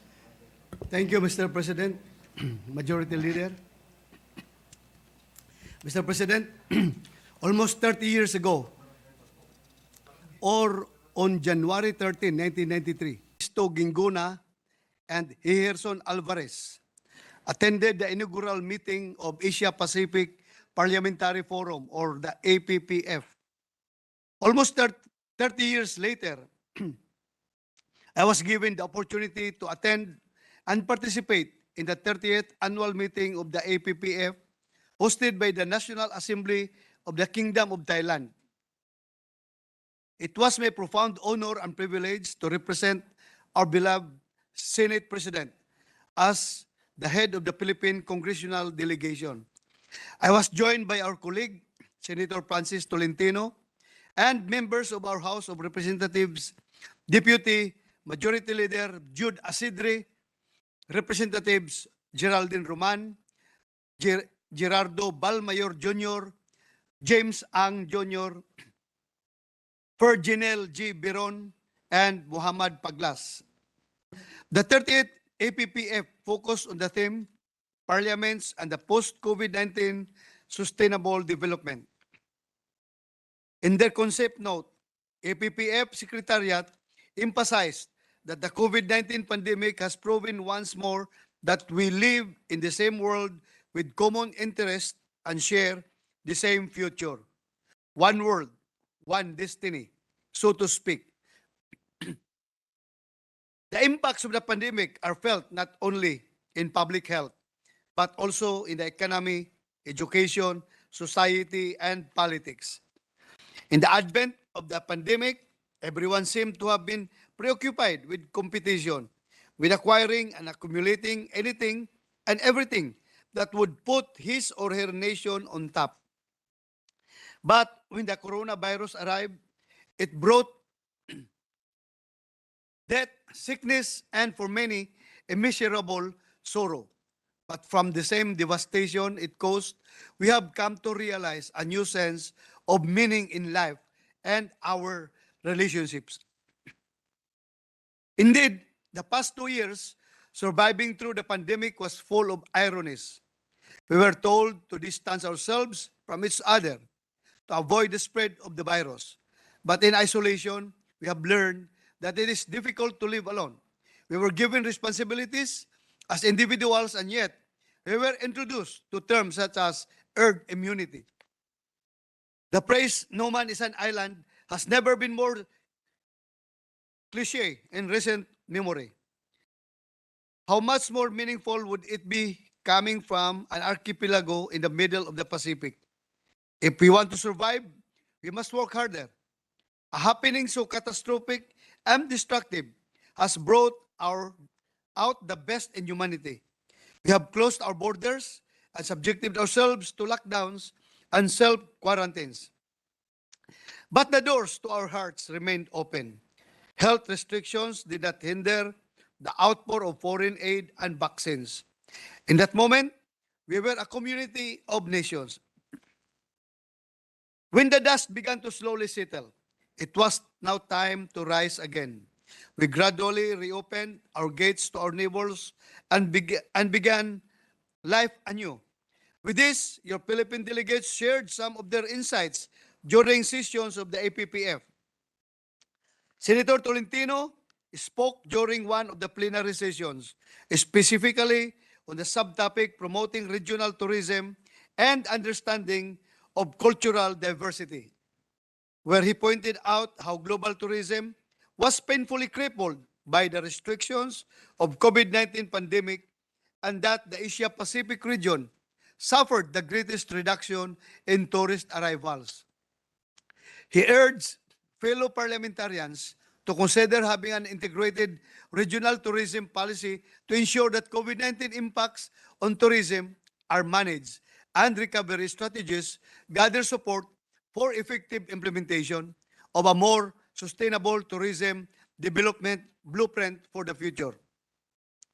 Members of the Philippine House of Representatives also delivered their statements. Representatives Paglas and Balmayor spoke during the second plenary session on economic and trade matters where he highlighted the need for the APPF members parliaments to work together and achieve greater synergy in transforming the region as a leading digital community and economic bloc, powered by secure and transformative digital services, technologies, and ecosystems. Representative Asidri participated in the roundtable for young parliamentarians and shared that youth have been among those hit hardest by the pandemic due to school closures, job losses, missed vaccinations, and a regression in health and nutrition. Representative Roman, who also accompanied me during the Southeast Group, spoke during the Women Parliamentarians meeting. She recommended the development of mechanisms and procedures to address the difficulties faced by women in the employment sector during crises such as COVID-19 pandemic. Likewise, this representation took part during the first plenary session on the subtopic promoting parliamentary diplomacy for regional security. I emphasize that parliamentary exchanges are essential elements in order to address the complexities posed by the security challenges in the region. I also shared the Philippines' concern on terrorism, citing the measures which we passed last Congress, the Anti-Terrorism Act of 2020. With prior consent and authority of our beloved Senate President, I, together with all the Philippine delegates to the 30th APPF, formally accepted the hosting of the Philippines of the 31st APPF next year. Please allow me to show you the video of our ceremonial acceptance of the flag.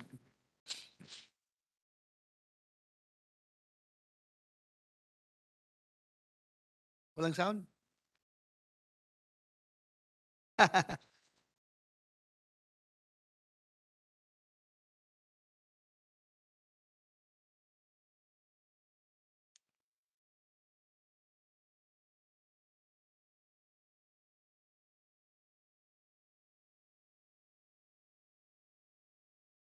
As I have said in my acceptance speech during the final plenary session, to be offered the chance to host the APPF for 2023 fills me as a Filipino with gratitude and pride.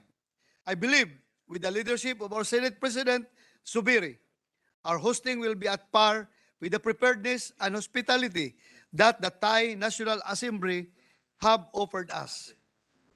Mr. President, I consider our representation in the 30th APPF fruitful and productive. In addition to the Philippines hosting next year, I also met with Thai Senator Tawip Nitnium, who is my upperclassman in the Philippine Military Academy, the Malupig class of 1981. He mentioned their existing Thailand-Philippines Parliamentarians Friendship Group, which he heads. In response, while I intimated to him that there is an existing Philippine-ASEAN Parliamentary Friendship Association, there is no existing Philippines-Thailand Parliamentary Friendship Association.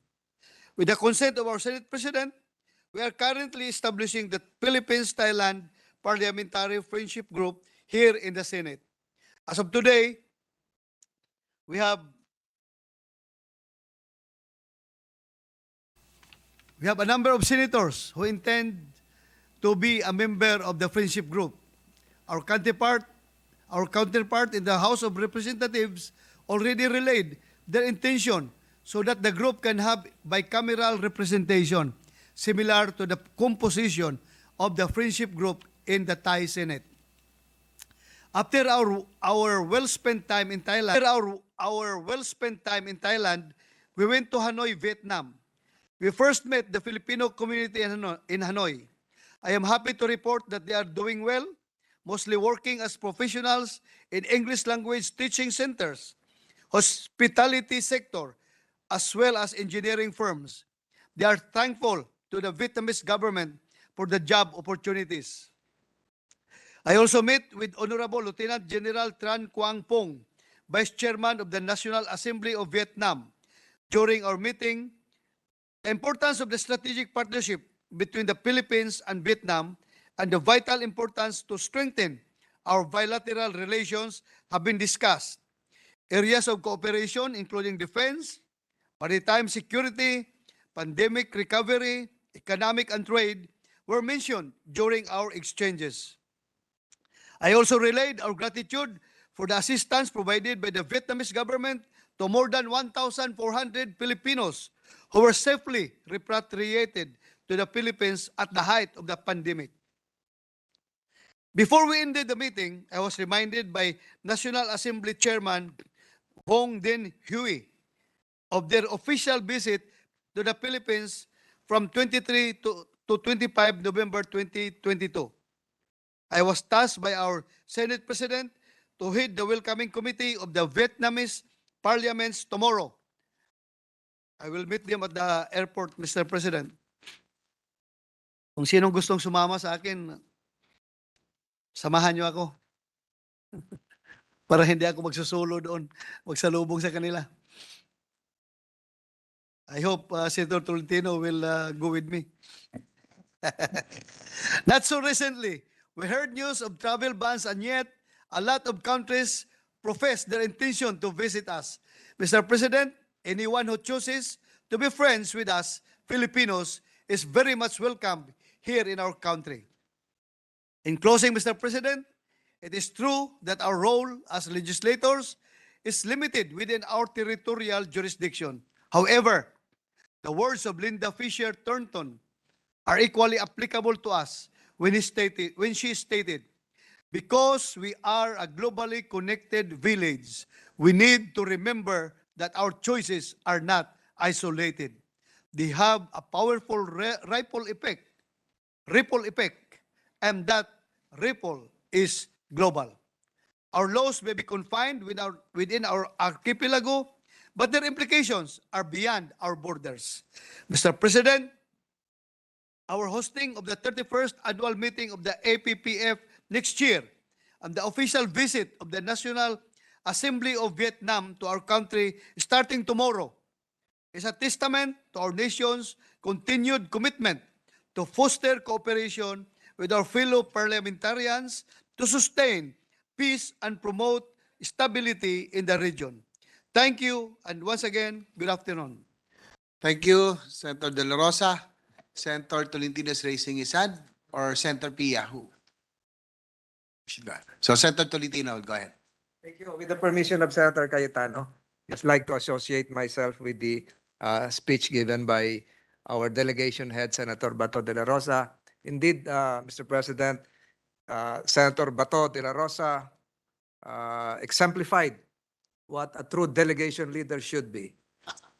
He showed the real hallmarks of hard work and punctuality. He was always present very early in all the sessions, Mr. President. So he's really qualified to head the organizing committee for the APPF next year.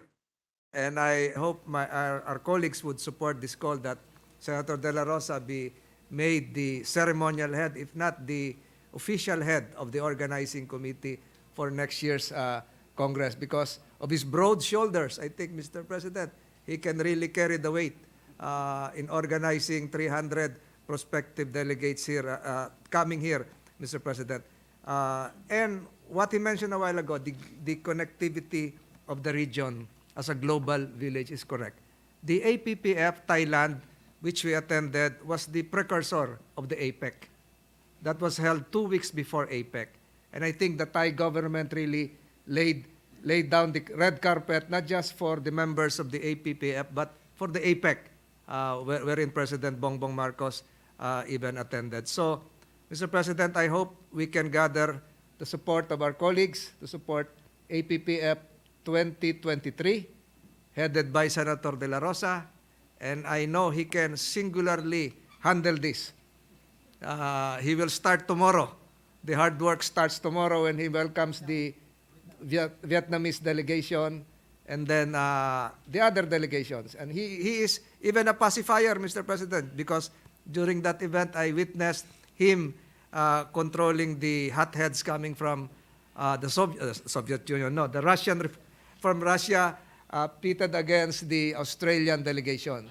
And he was able to do this through his golden voice, Mr. President. So I just want to associate myself with the speech of Senator De La Rosa. I'd like to congratulate him, as well as the members of the lower house. Malaki po ang tulong ng mga members ng lower house, especially Congressman Ferds Biron, who I realized was one of the pioneers, founders of the Thai pharmaceutical industry. Without us knowing it, siya pala yung nagdadala doon ng mga, what you call this, antibiotics and syringes for the Thai populace. Having said all of this, Mr. President, again, I reiterate my support and I call upon this chamber to support likewise Senator De La Rosa to be the organizing head of APPF 2023. Salamat po, Mr. President. Thank you, Senator Tolentino. Senator Pia Cayetano is recognized. Thank you, Mr. President. With the indulgence of Senator Ronald De La Rosa, I'd like to commend his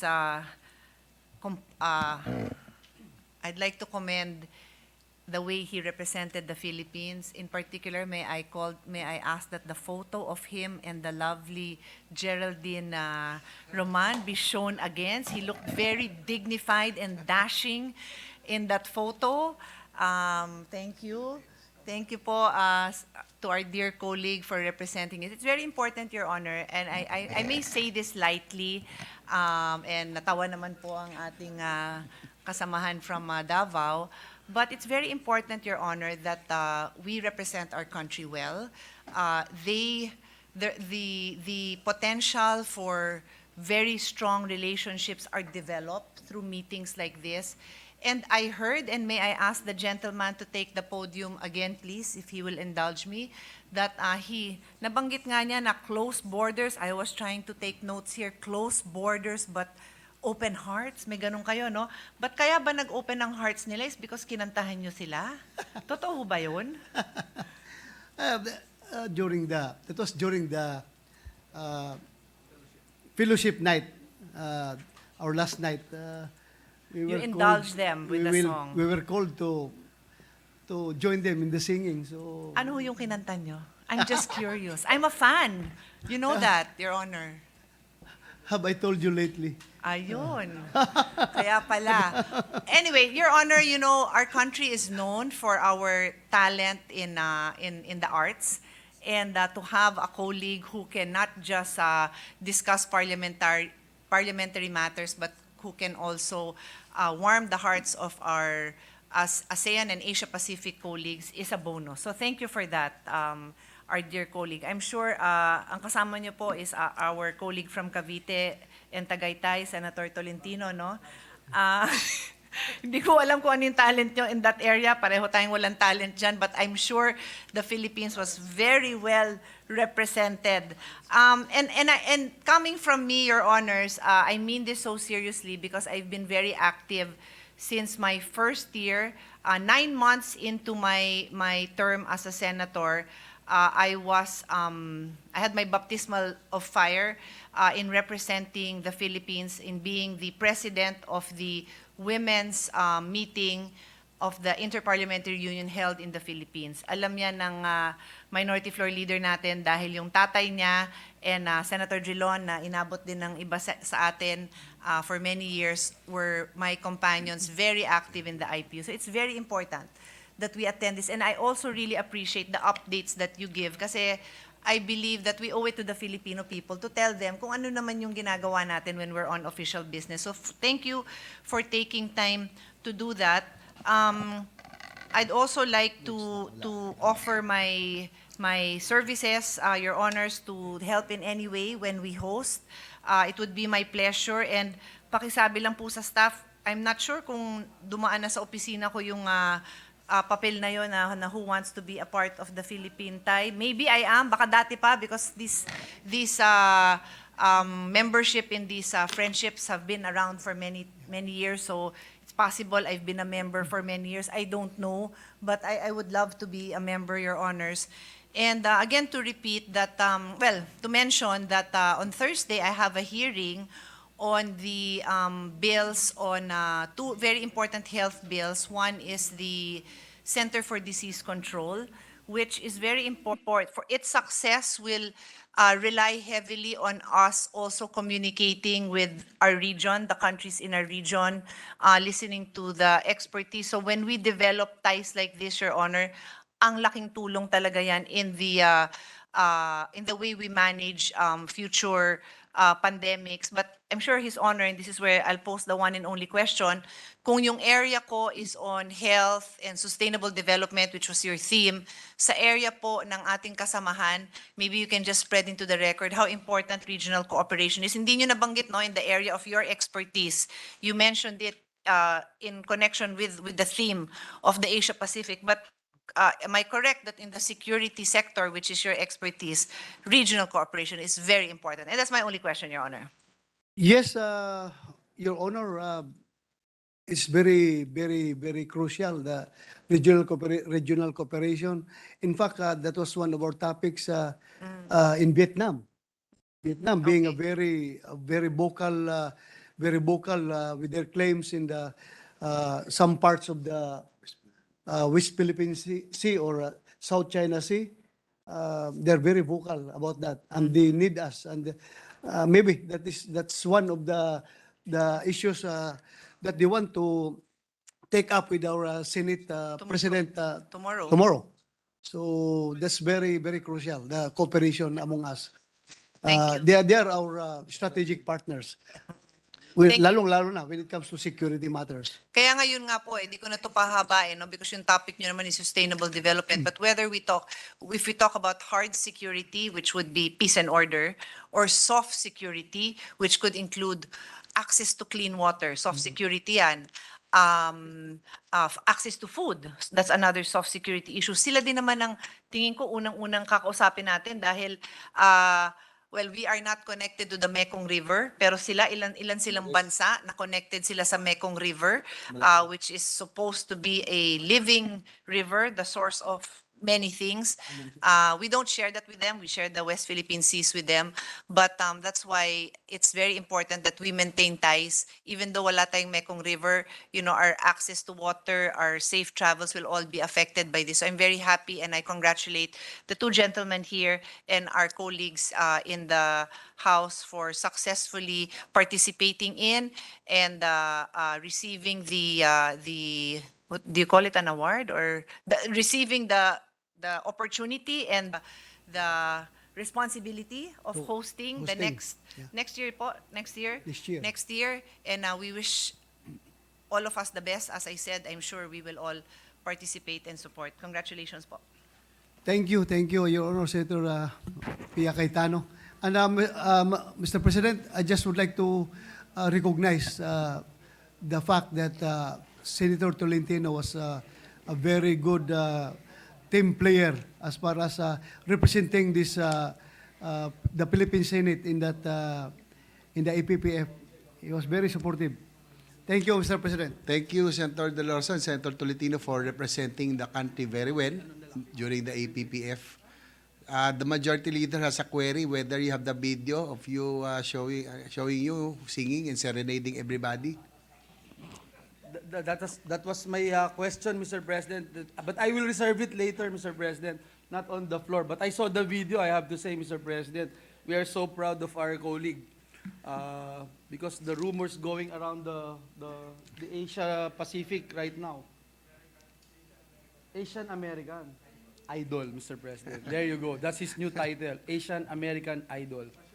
And he was able to pacify the tension. Yes. Yes, Mr. President. So with that, Mr. President, move that we refer the speech of the distinguished gentleman from Davao, Senator Bato de la Rosa, and all the manifestations and interpellations to the Committee on Foreign Relations. I so move, Mr. President. Any objection? There being none, motion is carried. Thank you, Mr. President. Mr. President, with the permission of the body, we take this privileged speech up, and I ask that we recognize, Mr. President, the distinguished gentleman from Bicol, Nueva Ecija, and the Republic of the Philippines, Senator Robin Hood Padilla, to deliver his privileged speech. I so move, Mr. President. The gentleman from Bicol, Senator Robin Hood Padilla, is recognized. Maraming salamat po, Ginoong Pangulo, at sa atin pong pinunong mayorya. A'udhu billahi minasyaitanir rajim, bismillahirrahmanirrahim, alhamdulillah rabbil alamin, bismillahi wassalatu wassalamu ala rasulillahi. Assalamualaikum warahmatullahi wabarakatuh. Ginoong Pangulo, bago ko po umpisahan ang aking talumpati, gusto ko lamang pong magpasalamat sa atin pong kasamang senador, kay Senador Rafi Idol Tulfo, sapagkat binigay niya po sa akin ng oras na ito upang akin pong masambit itong akin pong ihahayag. Maraming salamat po. Ginoong Pangulo, sa mga miyembro ng lupon na ito, ako po ay tumitindig sa pulpitong ito, 10 ng lahat ng maralitang katutubong Pilipino na nasasadlak sa patuloy na kasawian dahil sa sakuna. Hindi lamang dulot ng natural na kalamidad, kundi higit na karimarimarim at nakakagalit dahil sa kagagawan at kapabayaan ng kapwa-tao. Ika-28 ng Oktubre, kasabay ng paghagupit ng Bagyong Paeng sa Mindanao, nilipol ng pagguho ng putik at bato kasabay ng rumaragasang baha mula sa Mount Minandar, ang tirahan ng tribong Tiduray. 24 na katutubong Tiduray ang nasawi at higit sa 30 iba pa ang naulat na nasugatan sa trahedya. Ilang buhay po na naman ang naisama sa tala ng nasawi sa kalamidad. Ngunit masalimuot ang ugat ng kasawian ng ating mga katutubo. Kung lilimlimiin ang buong salaysay, matagal na pong nasa peligro ang kanilang buhay dahil sa hindi umano'y sapilitang pagpapalipat sa kanila sa paanan ng Mount Minandar. Ayon po sa ulat na ibinalita, Disyembre ng taong 2020 nang magpetisyon ang 127 na pamilyang Tiduray sa National Commission of Indigenous Peoples, NCIP, ukol sa kanilang sapilitang paglipat ng tirahan mula sa coastal area patungo sa sitio Tabunon sa paanan ng Mount Minandar. Wala pong tugon o aksyon ang natanggap mula sa NCIP ungkol sa petisyon. Naghihintay rin po tayo ng komento mula sa Ministry of Indigenous Peoples Affairs ng BARM dahil sila ang dapat na nakatutok sa hinaing ng mga katutubo batay sa kanilang mandato. Ginoong Pangulo, dahil sa sapilitang relokasyon mula sa kanilang ninunong lupain, napilitang manirahan ang mga katutubo sa paanan ng Mount Minandar. Ang naging himlayan ng higit na 20 Tiduray. Ayon din po sa ulat, they were forced to relocate because a powerful person wanted to use the place for a resort. Paano po nangyari ito? Ano po ba ang dapat manaig? Ang kapangyarihan ng batas o ang kapangyarihan ng isang tao? Nakapagtataka po dahil daan-daan taon na simula ng manirahan ang mga katutubong Tiduray sa nasabing lupain. Doon po sa baybayin na yun ay nakalatag ang kapaligiran ng kanilang kultura. Dito rin po nakalagak ang libingan ng kanilang mga ninuno. Sa ngayon, wala na sa kanilang pag-aari ang ninunong lupa. Mahal na Pangulo, tayo na po ba ngayon ang mananakop ng tinubuang lupa ng katutubong Pilipino? Hanggang kailan natin hahayaang masupil ang kanilang karapatan at kayamanan? Lagi na lamang ba tayong ganito? Hindi po ito katanggap-tanggap. Nakalulungkot na sa kabila ng pagkakapasa ng higit 25 taon na nakararaan na Indigenous Peoples' Rights Act upang kilalanin, protektahan at itaguyod ang karapatan ng mga katutubo. Patuloy pa rin ang ulat ng pananamalanta at pagyurak sa karapatan ng ating mga katutubo. Mahal na Pangulo, ang punto pong ito, naghain tayong, pasensya na po kayo, ako'y nagiging emosyonal. Naghain po tayo ng resolusyon Number 280 na hangaring imbestigahan ang trahedya ng tribong Tiduray at ang posibleng tunguhin ng lehislatura bilang tugon sa isyong ito at sa patuloy na pang-aabuso sa ating mga katutubong maralita na pilit inaalisan ng lupang ninuno. Mahal na Pangulo, bilang ako po ang inyong chairman ng Komite ng Cultural Communities and Muslim Affairs, kung saan naisangguni ang naturang resolusyon, ang inyo pong lingkod ay nangangakong didinggin ang nasabing issue sa lalong madaling panahon. Hangad ko po na mapansin ng lupon ang napakahalagang isyong ito. Mahal na Pangulo, mahal na Ginoong Pangulo, sawang-sawa na ako sa issue. Sasandali pa lang po ako dito sa Senado. Katakot-takot ng reklamo na ng mga katutubong Pilipino ang natatanggap ko. Hindi ko po alam ano pa po ba ang gagawin natin. Sunod-sunod na po ito. Meron din po akong resolusyon patungkol sa mga ita, sa clerk. Ngayon na naman po, patungkol na naman sa mga tiduray. Mahal na Ginoong Pangulo, hinihingi ko po sa Senado na bigyan po ito ng pansin sapagkat para saan po tayo? Kung hindi natin mabigyan ng proteksyon yung mga maralitang katutubo, ano tayo? Tayo na mismo. Tayo na ang pumalit sa mga dayuhang mananakop. Tayo na ang kumukuha ng lupa ng mga taong ito at dinadala natin sa kapahamakan. Kaya hinihingi ko po sa inyo, sa inyong lahat, sa aking mga kasama, na tingnan po nating mabuti ito. Dahil hindi po natin may pagmamalaki ang banderang yan sa harap natin hanggat may katutubong Pilipino na inaapi ng sarili nating lahi. Maraming salamat po, Ginoong Pangulo. Salamat, Senator Robin Hood Padilla, Majority Leader. Yes, Mr. President, and we commiserate with our good colleague. And we know that this is a very important matter. And at this juncture, Mr. President, may I just put on record our full support for the investigation and deliberation of the Committee on Cultural Communities and Muslim Affairs in this particular issue, Mr. President. Mr. President, at this juncture, may we recognize the distinguished lady from the city of Taguig and Pateros, Senator Pia Cayetano, Mr. President. Senator Pia Cayetano is recognized. Thank you, Mr. President. Kung pahihintulutan ng ating kasamahan, ang senador na taga Bicol, ang mga konting katanungan.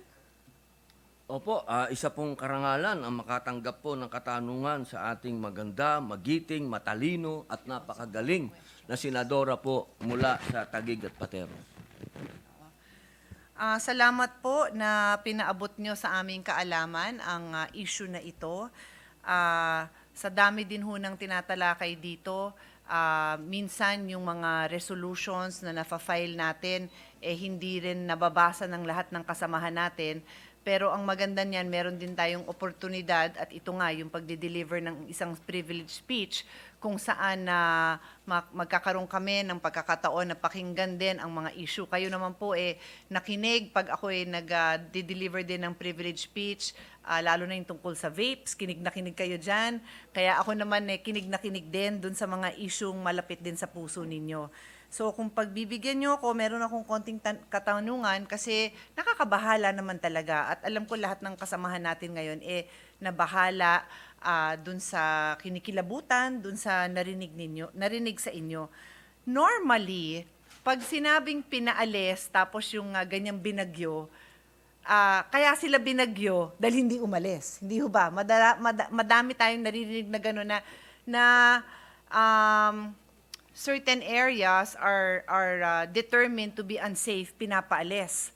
So nagulat ako dun sa kwento nyo na sila ay pinalipat at pinalipat sila sa baba ng isang bundok at dun pa sila napeligro. Opo. Baliktad. Nakakashock naman ho talaga yung nangyari. So yung background naman nito na ipinahayag nyo, pinaalis sila at nagreklamo sila almost 2 years ago, December 2020. Ang tama ba yung rinig ko na hindi sila nakatanggap ng sagot? Hindi sila sinagot? Hindi sila pinansin? Wala? Opo, mahal na Ginoong Pangulo, ang nangyari po nun, sila po ay nananahimik po doon sa kanilang lupa. Ancestral homes. Opo, ancestral land. Matagal na panahon na po sila doon. Sinabihan po sila na delikado doon at baka magkaroon ng storm surge. So Kaya, may ganun, yun ang dinahilan. iyon po ang Okay. dinahilan. Na hindi natin alam, sorry ho, pasensya na pagka ako'y Opo. nag-interject, sabihin nyo lang kung nakakagulo ko Hindi, dun sa hindi po, kwento hindi po. nyo. Okay po. Pero para masama nyo na sa kwento, so may ganun palang pauna na Opo. delikado kayo dyan. Opo. Okay. Opo. Totoo ho ba kaya? So ikwento nyo na lang. Opo. Nagsabi po sila, humingi po sila ng, dahil sila po'y mga indigenous, natural, na lalapit po sila sa NCIP. Natural. Opo, at sinasabi po nila na matagal na silang nandun at hindi naman po sila kailangang ilipat, pero hindi po sila sinagot. No? Ang linaw. Ayun. At ang nangyari, sa pilitan po silang inilipat doon dahil doon daw po ang safe. Okay, so ang tanong ko Opo. ngayon ganito, no? Inabisuhan sila, delikado kayo dyan, lumipat kayo. Pinapalipat sila. Nagpasabi sila ngayon na sa NCIP na bakit may ganito, taon-taon na, baka dekada, o baka, ano ba yung century sa Tagalog? Daang taon? Daang taon na silang nakatira doon. And yun naman, siguro kayang ma-verify yun, na talaga bang hindi naman sila binabagyo doon. Unless may changes in the environment na bigla naman silang nasa peligro, I think madali nating ma-verify kung talagang delikado sila doon, But it's normal na may resistance na umalis because ancestral land nila yon. So, given na yon na it's normal, so, ang number one na question ko is, ba't naman ganun hindi sila sinagot? Dapat yun, di ba, nagkakaroon ng hearing, nagkakaroon ng diskusyon, because kung talagang nasa peligro sila, kailangan maintindihan niya ng mga elders ng community nila, di ba? Para magawa yun ng hindi masyadong labag sa kalooban nila. Mahirap talagang umalis pero assuming for the sake of argument lang na talagang may peligro, dapat na ipaliwanag ng maayos sa kanila. So the fact na hindi sila sinagot ng NCIP is very disturbing. So next point, sabi nyo, inilipat sila. Mga kailan kaya yun? Mga after how many months mula nung... Sandali lang po, mahal na Agad-agad Ginoong din. Pangulo. Sandali lang po. Wala pong, ang pagkakabasa ko po dun sa ulat, parang ilang buwan lang nailipat na po sila. Okay. Ang katotohanan, ang medyo pang good vibes lang po, medyo na ano ako kanina. Englishin ko lang konti. Sige. Adding insult to injury. Yeah. Okay. Nabalitaan po nila na ginawa pang resort. Ayun nga, dadating din ako dun sa tanong na yun Kaya medyo So, masakit sa kanila po. So Opo. minadali yung alis nila and siguro sa hearing na lang natin malalaman yung detalye nung kung paano sila inalis, di ba? Opo. Paano, no? Yung bang pinaglipatan nila, maayos na lugar. Well, obviously hindi maayos Opo. dahil binagyo sila at ilan ho yung namatay? Opo, 24 po. At mahigit 30 po ang nasugatan. Doon At yung iba po doon, mahal na Ginoong Pangulo, ay hindi pa po nakuha. 4 po yata ang hindi na natagpuan, nalibing na. Para ho bang layer ang nakikita nating hindi tamang pag-asikaso sa sitwasyon na to. Layers of violation of laws, no? Yun po, ma'am, yun po ang sa sandaling panahon ko po rito, yun po talaga ang masakit na masakit. Dahil pare-parehas po ang nangyayari sa ating mga katutubo. Laging ganun po. Parang pagdating po sa kanila,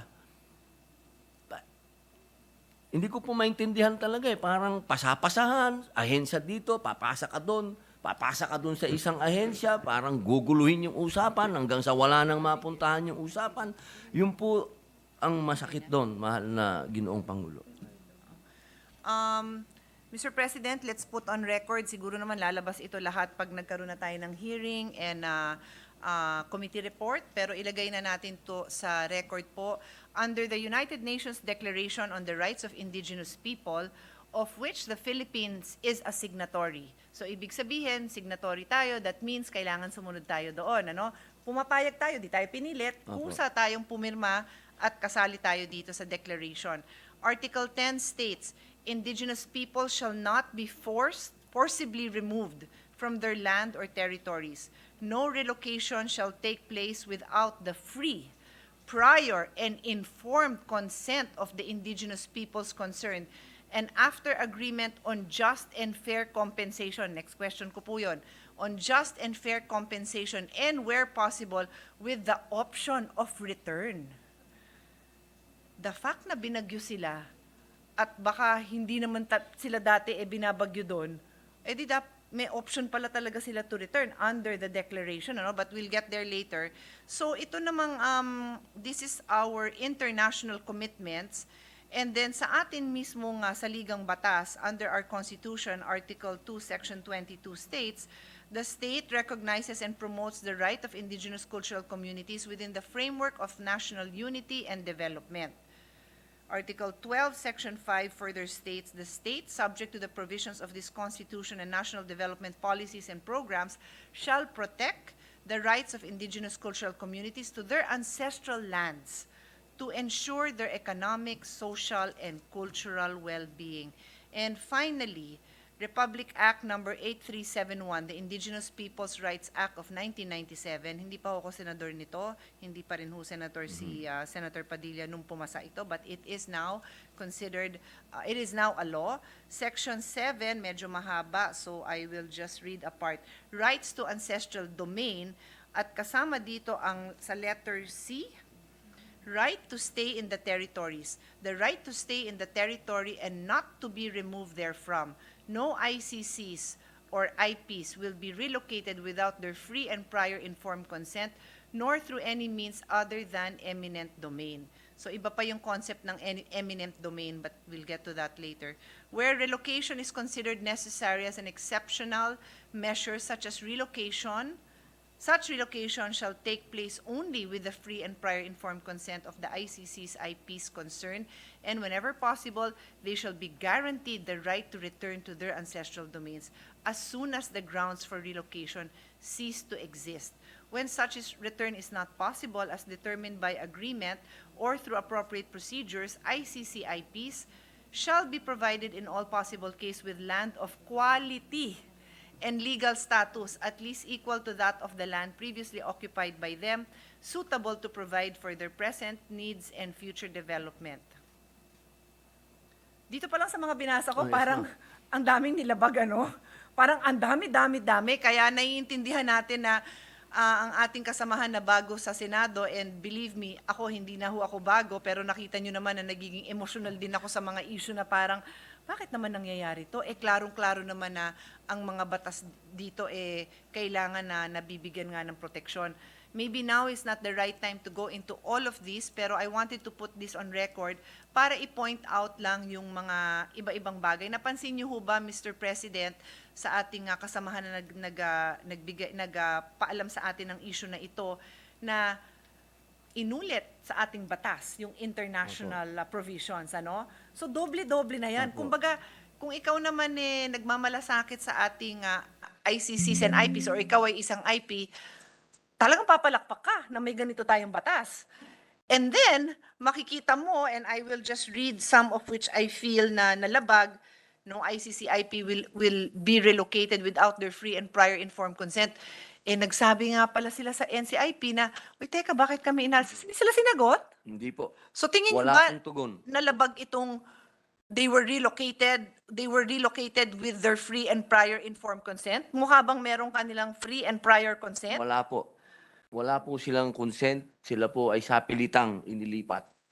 So, meron ding concept dito ng eminent domain. I won't go into this, pero yung concept kasi ng eminent domain, yung gobyerno kailangan magdeklara na meron siyang interest doon na kinakailangan niyang kunin yon.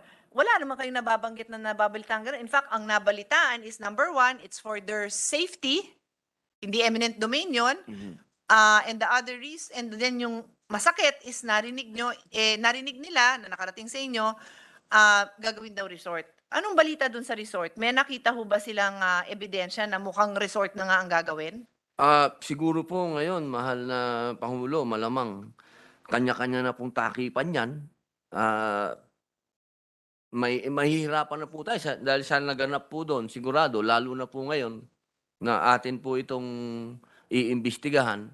Sigurado po, katakot-takot na denial na po yan. Pero ang mahalaga po ngayon, mahal nating senadora mula po sa Taguig Pateros, ay naumpisahan po natin itong kalkalin at pag nabigyan po tayo ng kalayaan na ito po'y imbestigahan, malalaman po natin talaga ang punot dulo dito.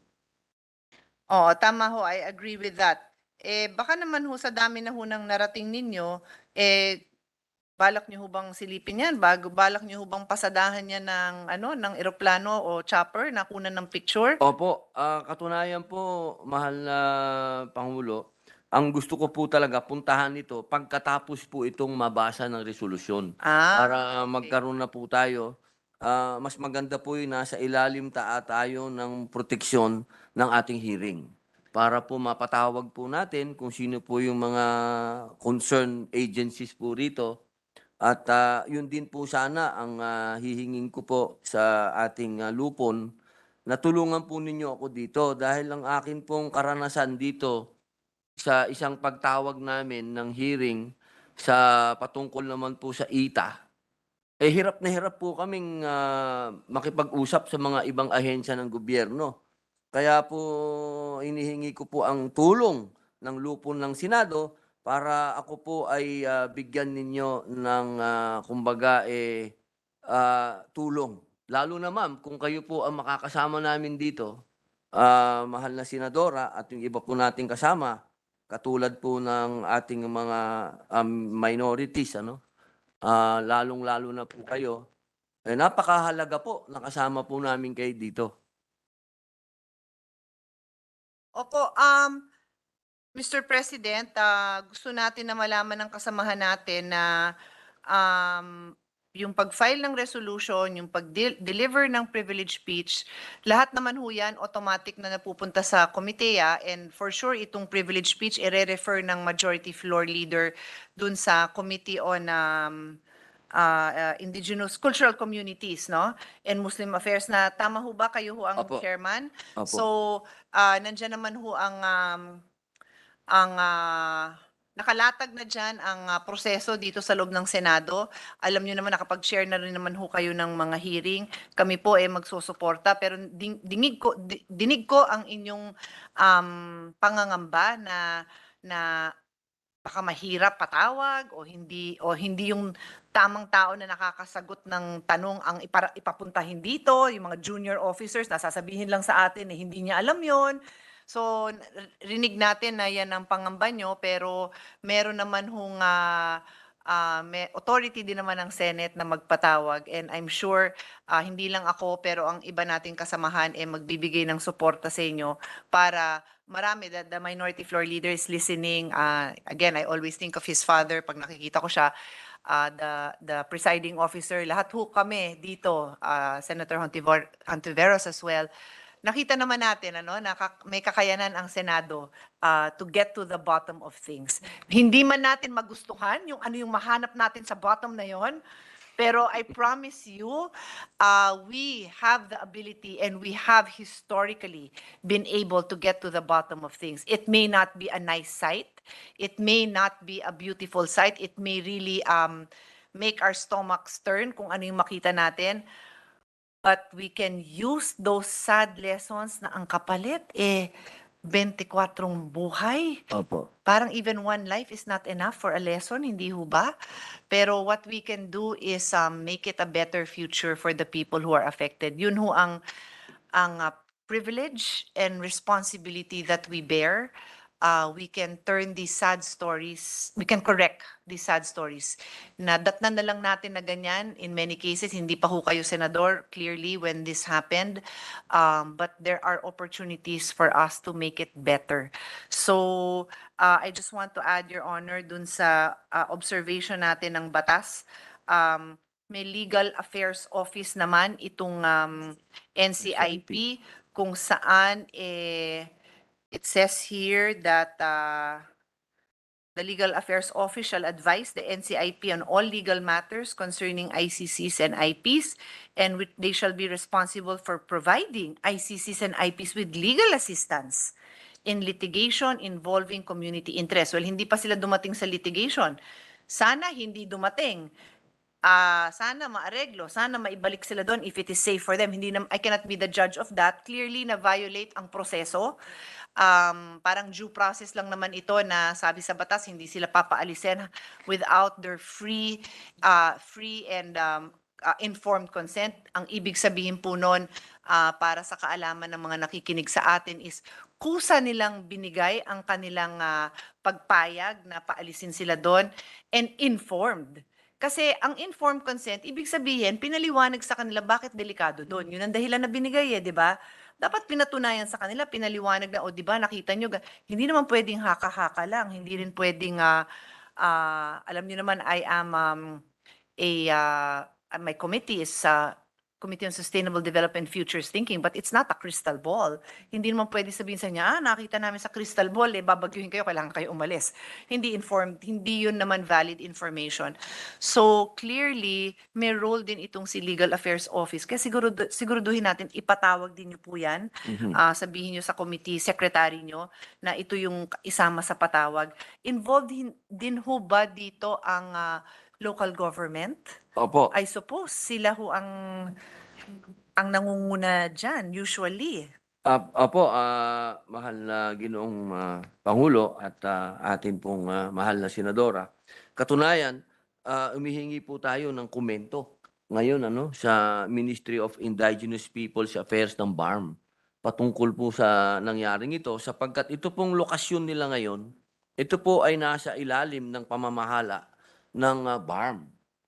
Opo, kasi po ang Nabanggit nyo nga yung BARM. opo, Oo. ang Tiduray po kasi nandiyan po yan sa UP, South UP, Ampatuan, Datu Udin Sinsuat, buong Maguindanao province po hanggang Sultan Kudarat po yan.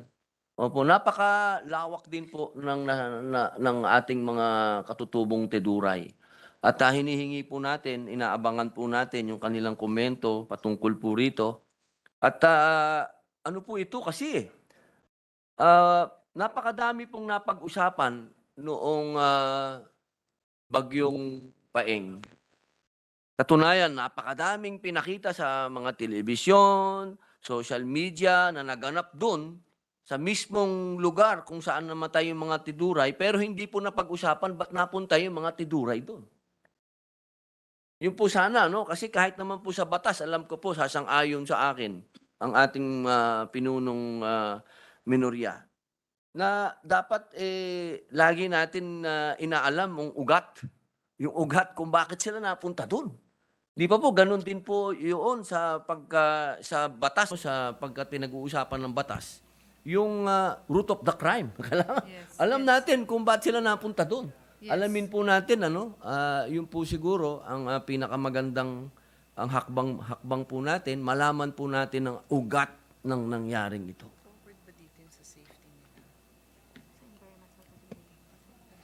For the information of Senator Robin Hood Padilla, your resolution was already referred yesterday to the committee, so you can already start the inquiry and the investigation. Opo, maraming salamat po, mahal na Ginoong Pangulo.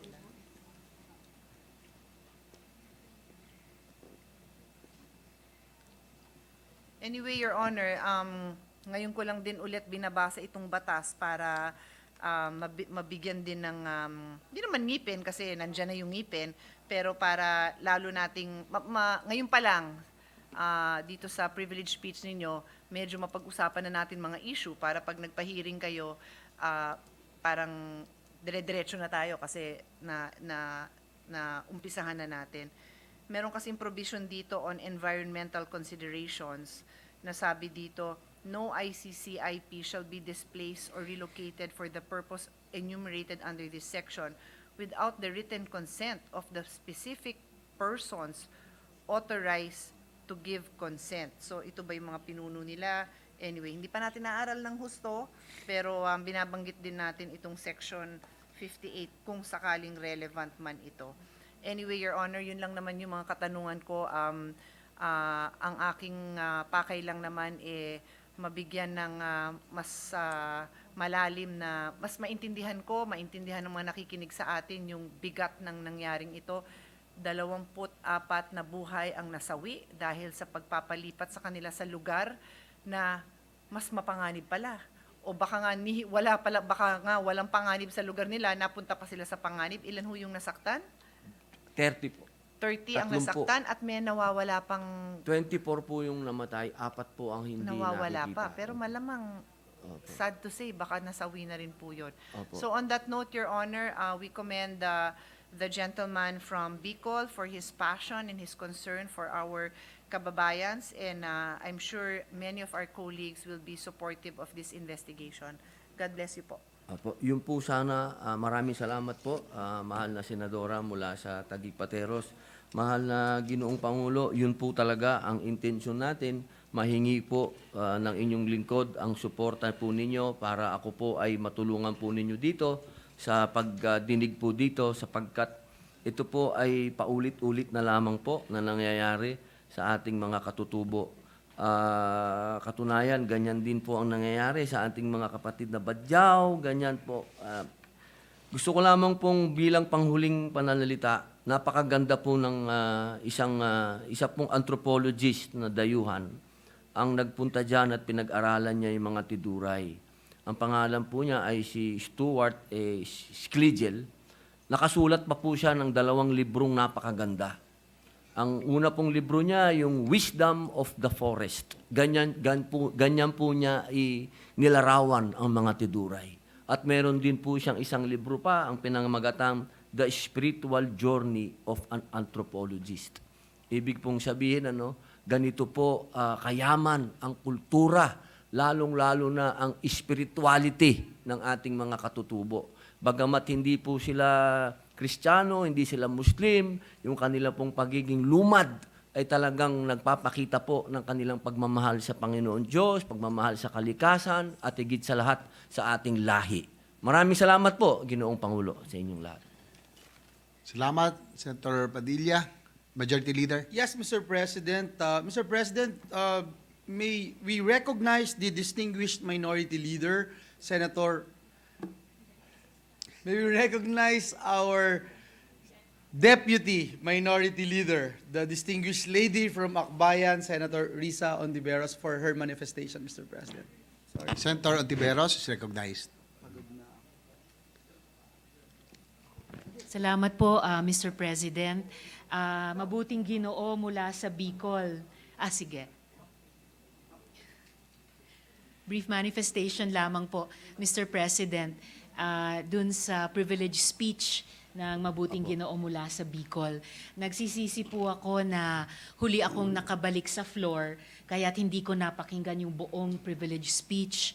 Pero pinakinggan po namin ni Minority Leader ng may matinding interes yung naunang interpelasyon, at narinig din po loud and clear yung panawagan ng ating kasamang Mabuting Ginoo mula sa Bicol para sa suporta ng buong chamber, bipartisan na suporta dun sa gaganaping pagdinig ng committee chair sa isyong ito at sa resolusyong ito.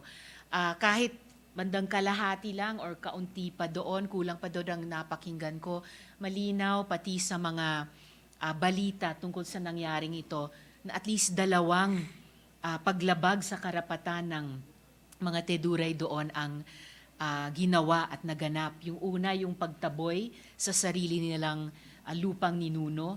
At pangalawa, yung nagkataong sinabi nung marami pagkatapos nung trahedyang iyon, kaya rin sila natambakan nung lupa mula sa Mount Minandar ay dahil deforested na yung nasa itaas na iyon. So, bilang bahagi ng minorya, tinataya ko po, Mr. President, sa Mabuting Ginoo mula sa Bicol, ang suporta po talaga sa pag-alam kung ano po yung totoong at buong nangyari dito, at yung pagbubuo ng mga rekomendasyon sa pamumuno ng committee chair para maiwas to itong maling nangyari at mga naunang ginawa sa mga teduray na ito. Salamat po, Mr. President. Salamat, Mabuting Ginoo. Maraming salamat po sa ating mahal na magiting at magaling na senadora. Maraming salamat po. Majority Leader. Thank you, Mr. President. Again, let me state for the record that this representation joins our distinguished colleagues, especially our good friend Senator Robin Hood Padilla in his quest to help our indigenous peoples. I come from Bulacan, where we have so many dumagats also experiencing some problems with regard to coordination and how they are being protected in the areas where they live in. With that, Mr. President, I move that we refer the speech of the distinguished gentleman from Bicol, Senator Padilla, and the manifestations and interpellations to the Committee on Cultural Communities and Muslim Affairs. I so move, Mr. President. Is there any objection? There being none, the motion is approved. Mr. President, with the permission of the body, we take this privileged speech up, and I ask that we recognize, Mr. President, the distinguished gentleman from the province of Isabela, Davao, and the Republic of the Philippines, Senator Rafi Tulfo, to deliver his privileged speech. The distinguished gentleman from Isabela, may kababayan, Senator Rafi Tulfo is recognized. Thank you, Mr. President. Good afternoon, Mr. President, my dear colleagues. Nandito po ulit ako sa harap ninyo at kinakalampag ang mga dapat magising dahil sa nangyayari sa mga kawawang manggagawa natin. Mga hamak na kahera ng empleyado ng Landmark ay lumapit po sa akin upang matugunan ang kanilang problema. My dear colleagues, inasmuch as I would like to say that there is no need for me to bring this to everyone's attention, the truth is, it is very much needed. I tried to help them and address their concerns outside these halls, but it seems that these employees did not have merit the attention of the company they work for. It all started with the post of Erica Joy Bendicho that went viral online and concerned netizens called my attention to intervene.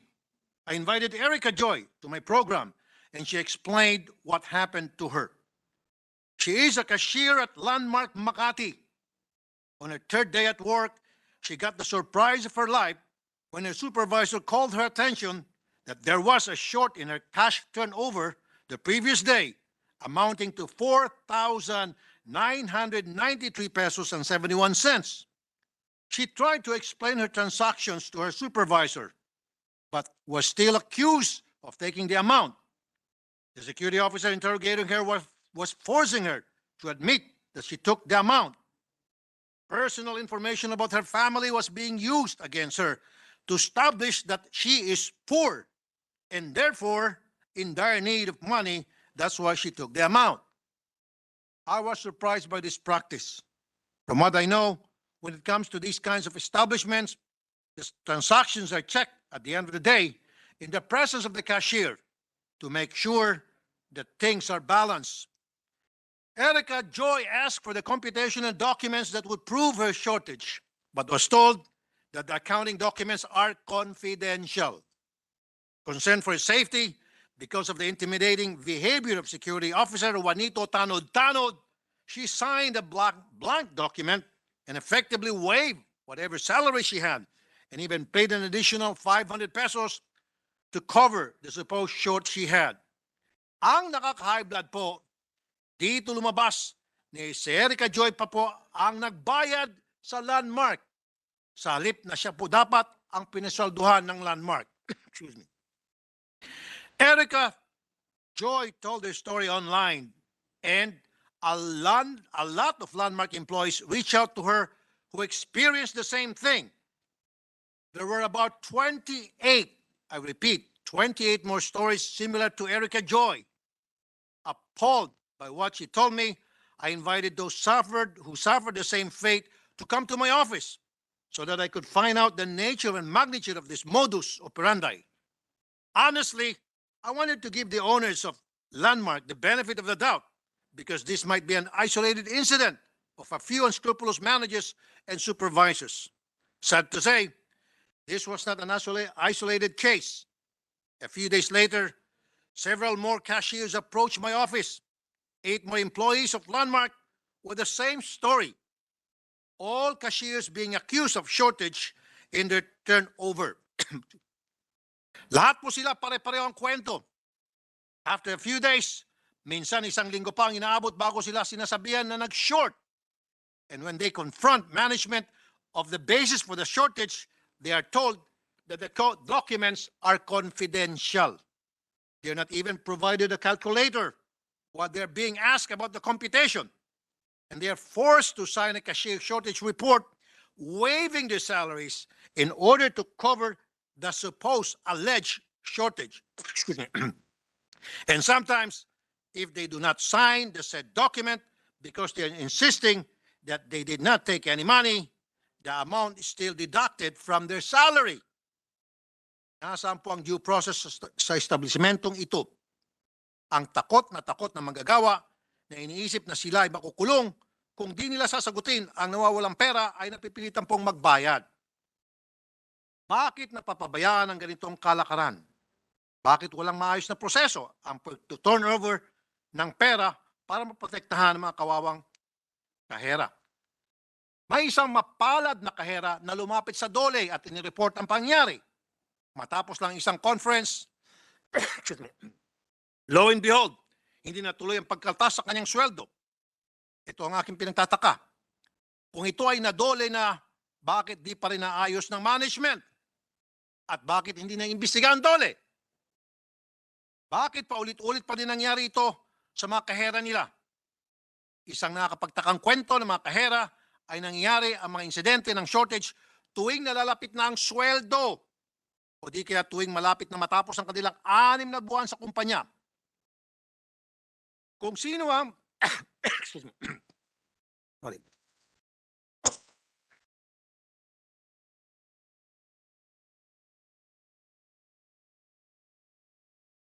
Sorry po, Mr. President. Kahit sino na makakarinig ng kwento na ito, walang ibang isipin kung hindi ito isolated incident. It is bordering on a practice being implemented by the management. I'm not sure if it is the topmost management or only on the level of the branches of Landmark. But these cashiers that approach me are from Landmark Makati and Novali in Laguna. Is it possible that this is being used to go around the regularization of employees? It is highly improbable that the directors and officers of Landmark have not heard of this. So are they covering this up? Are they condoning the said practice? Itong Juanito Tanod-Tanod na ito, na security officer ng Landmark, na nireklamo ni Erica Joy at ng isang Norman Cabero na dinuro-duro at sinakal. Ulitin ko po, sinakal siya nung siya ay in-interrogate. Siya ay pinoprotektahan ng mga abogado ng Landmark. Sabi nila, may sakit sa puso ra po itong si Tanod-Tanod. Kaya, huwag na munang imbestigahan, baka raw po atakin sa puso. Pero ayon kay Norman, si Juanito Tanod-Tanod ay malakas pa sa kalabaw at nandoon lang sa Landmark, nagtatrabaho at tangising-isi pa. Sa ngayon, ang mga kahera na ito ay lumapit po sa DOLE upang magsampa ng kaso. Ngayon lang sila lumapit dahil sa tulong ng aking opisina. Bakit? Kasi ang mga mahirap, walang sapat na pera para ituloy ang laban nila. Kung di ko sila inudyukan na maglakas loob na lumaban, lulunukin na lang nila ang kanilang sitwasyon na sila ay binansagang magnanakaw at iyak na lang sila sa sweldong di nila nakuha kababayad sa mga na-short nila. One injustice should be enough to wake us up from our slumber. Because as legislators, we have to look after those who don't have the opportunity and courage to stand up and fight for their rights. I am suspecting that these incidents are not isolated to these cases and not isolated to Landmark. The powerful is always preying on the weak. We must put a stop to this. Kadalasan ang narinig po natin sa balita ay mga employer na ninanakawan ng mga manggagawa. Pero dito, baliktad po. Ang mga amo ang nagnanakaw sa mga tauhan. Kung tutusin, baka may dalawang pagnanakaw dito. Yung nawalang pera na na-short mula sa mga transaksyon at yung sweldo na kinuha sa kawawang kahera na napagbintangan. Kawalanghiyaan at its finest. Extreme na pang-abuso sa mga malilit nating walang kalaban-labang pobreng manggagawa. Minimum wage na nga ang sahod, ninanakaw pa. One thing I want to be reviewed is the liability of directors and officers for fraudulent schemes such as this. Our office is studying on how we can provide rebuttable presumption against management when circumstances of fraud are presented by the employees. This will ensure that management will be advised and take responsibility for the managers and supervisors they are putting in place.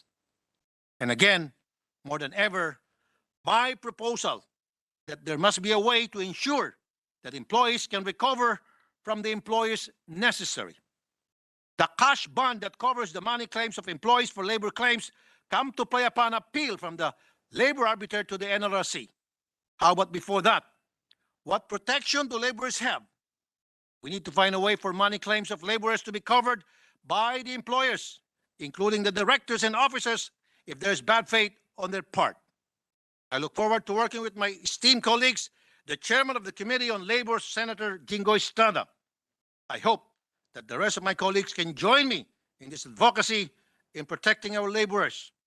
Ang parati po sinasabi ng mga employers, if there's no work, there's no pay. Pero ang nangyari na ay there's no pay even if they work. Dapat tumatayo na po tayo para sa ating kawawang mga manggagawa. Walang ibang gagawa nito para sa kanila kundi tayo. Thank you, my dear colleagues. Thank you, Mr. President. Thank you, Senator Raffy Tulfo, Majority Leader.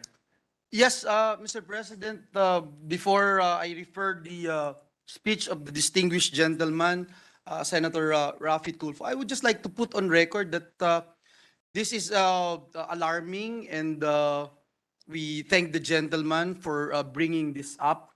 We have heard so many stories about our kababayans in malls, not only the ending endo scheme, including this particular new scheme, Mr. President. Sila pa yung pagbabayarin or papipirmahin ng waiver, etc. at their expense. And we really need to do something and protect the best interests of our workers. And so with that, Mr. President, I move that we refer the speech of the distinguished gentleman from Isabela, Davao, and Republic of the Philippines to the Committee on Labor, Employment, and Human Resources Development. I so move, Mr. President. Is there any objection? There being none, so referred. Mr. President, if I may, and with the indulgence of my dear colleagues, I would just like to put on record and recognize some very important friends of this representation from the Jesus is Lord Church, Pastora Cora Tabukal and Pastora Mercy Tabukal, who are both here in the plenary. Just want to put that on record, Mr. President, with your indulgence. Welcome to your Senate. Mr. President, I move that we adjourn the session until 3 o'clock in the afternoon of Wednesday, November 23, 2022. So moved, Mr. President. Session is adjourned until 3 o'clock of November 23. Thank you, Mr. President. Thank you, dear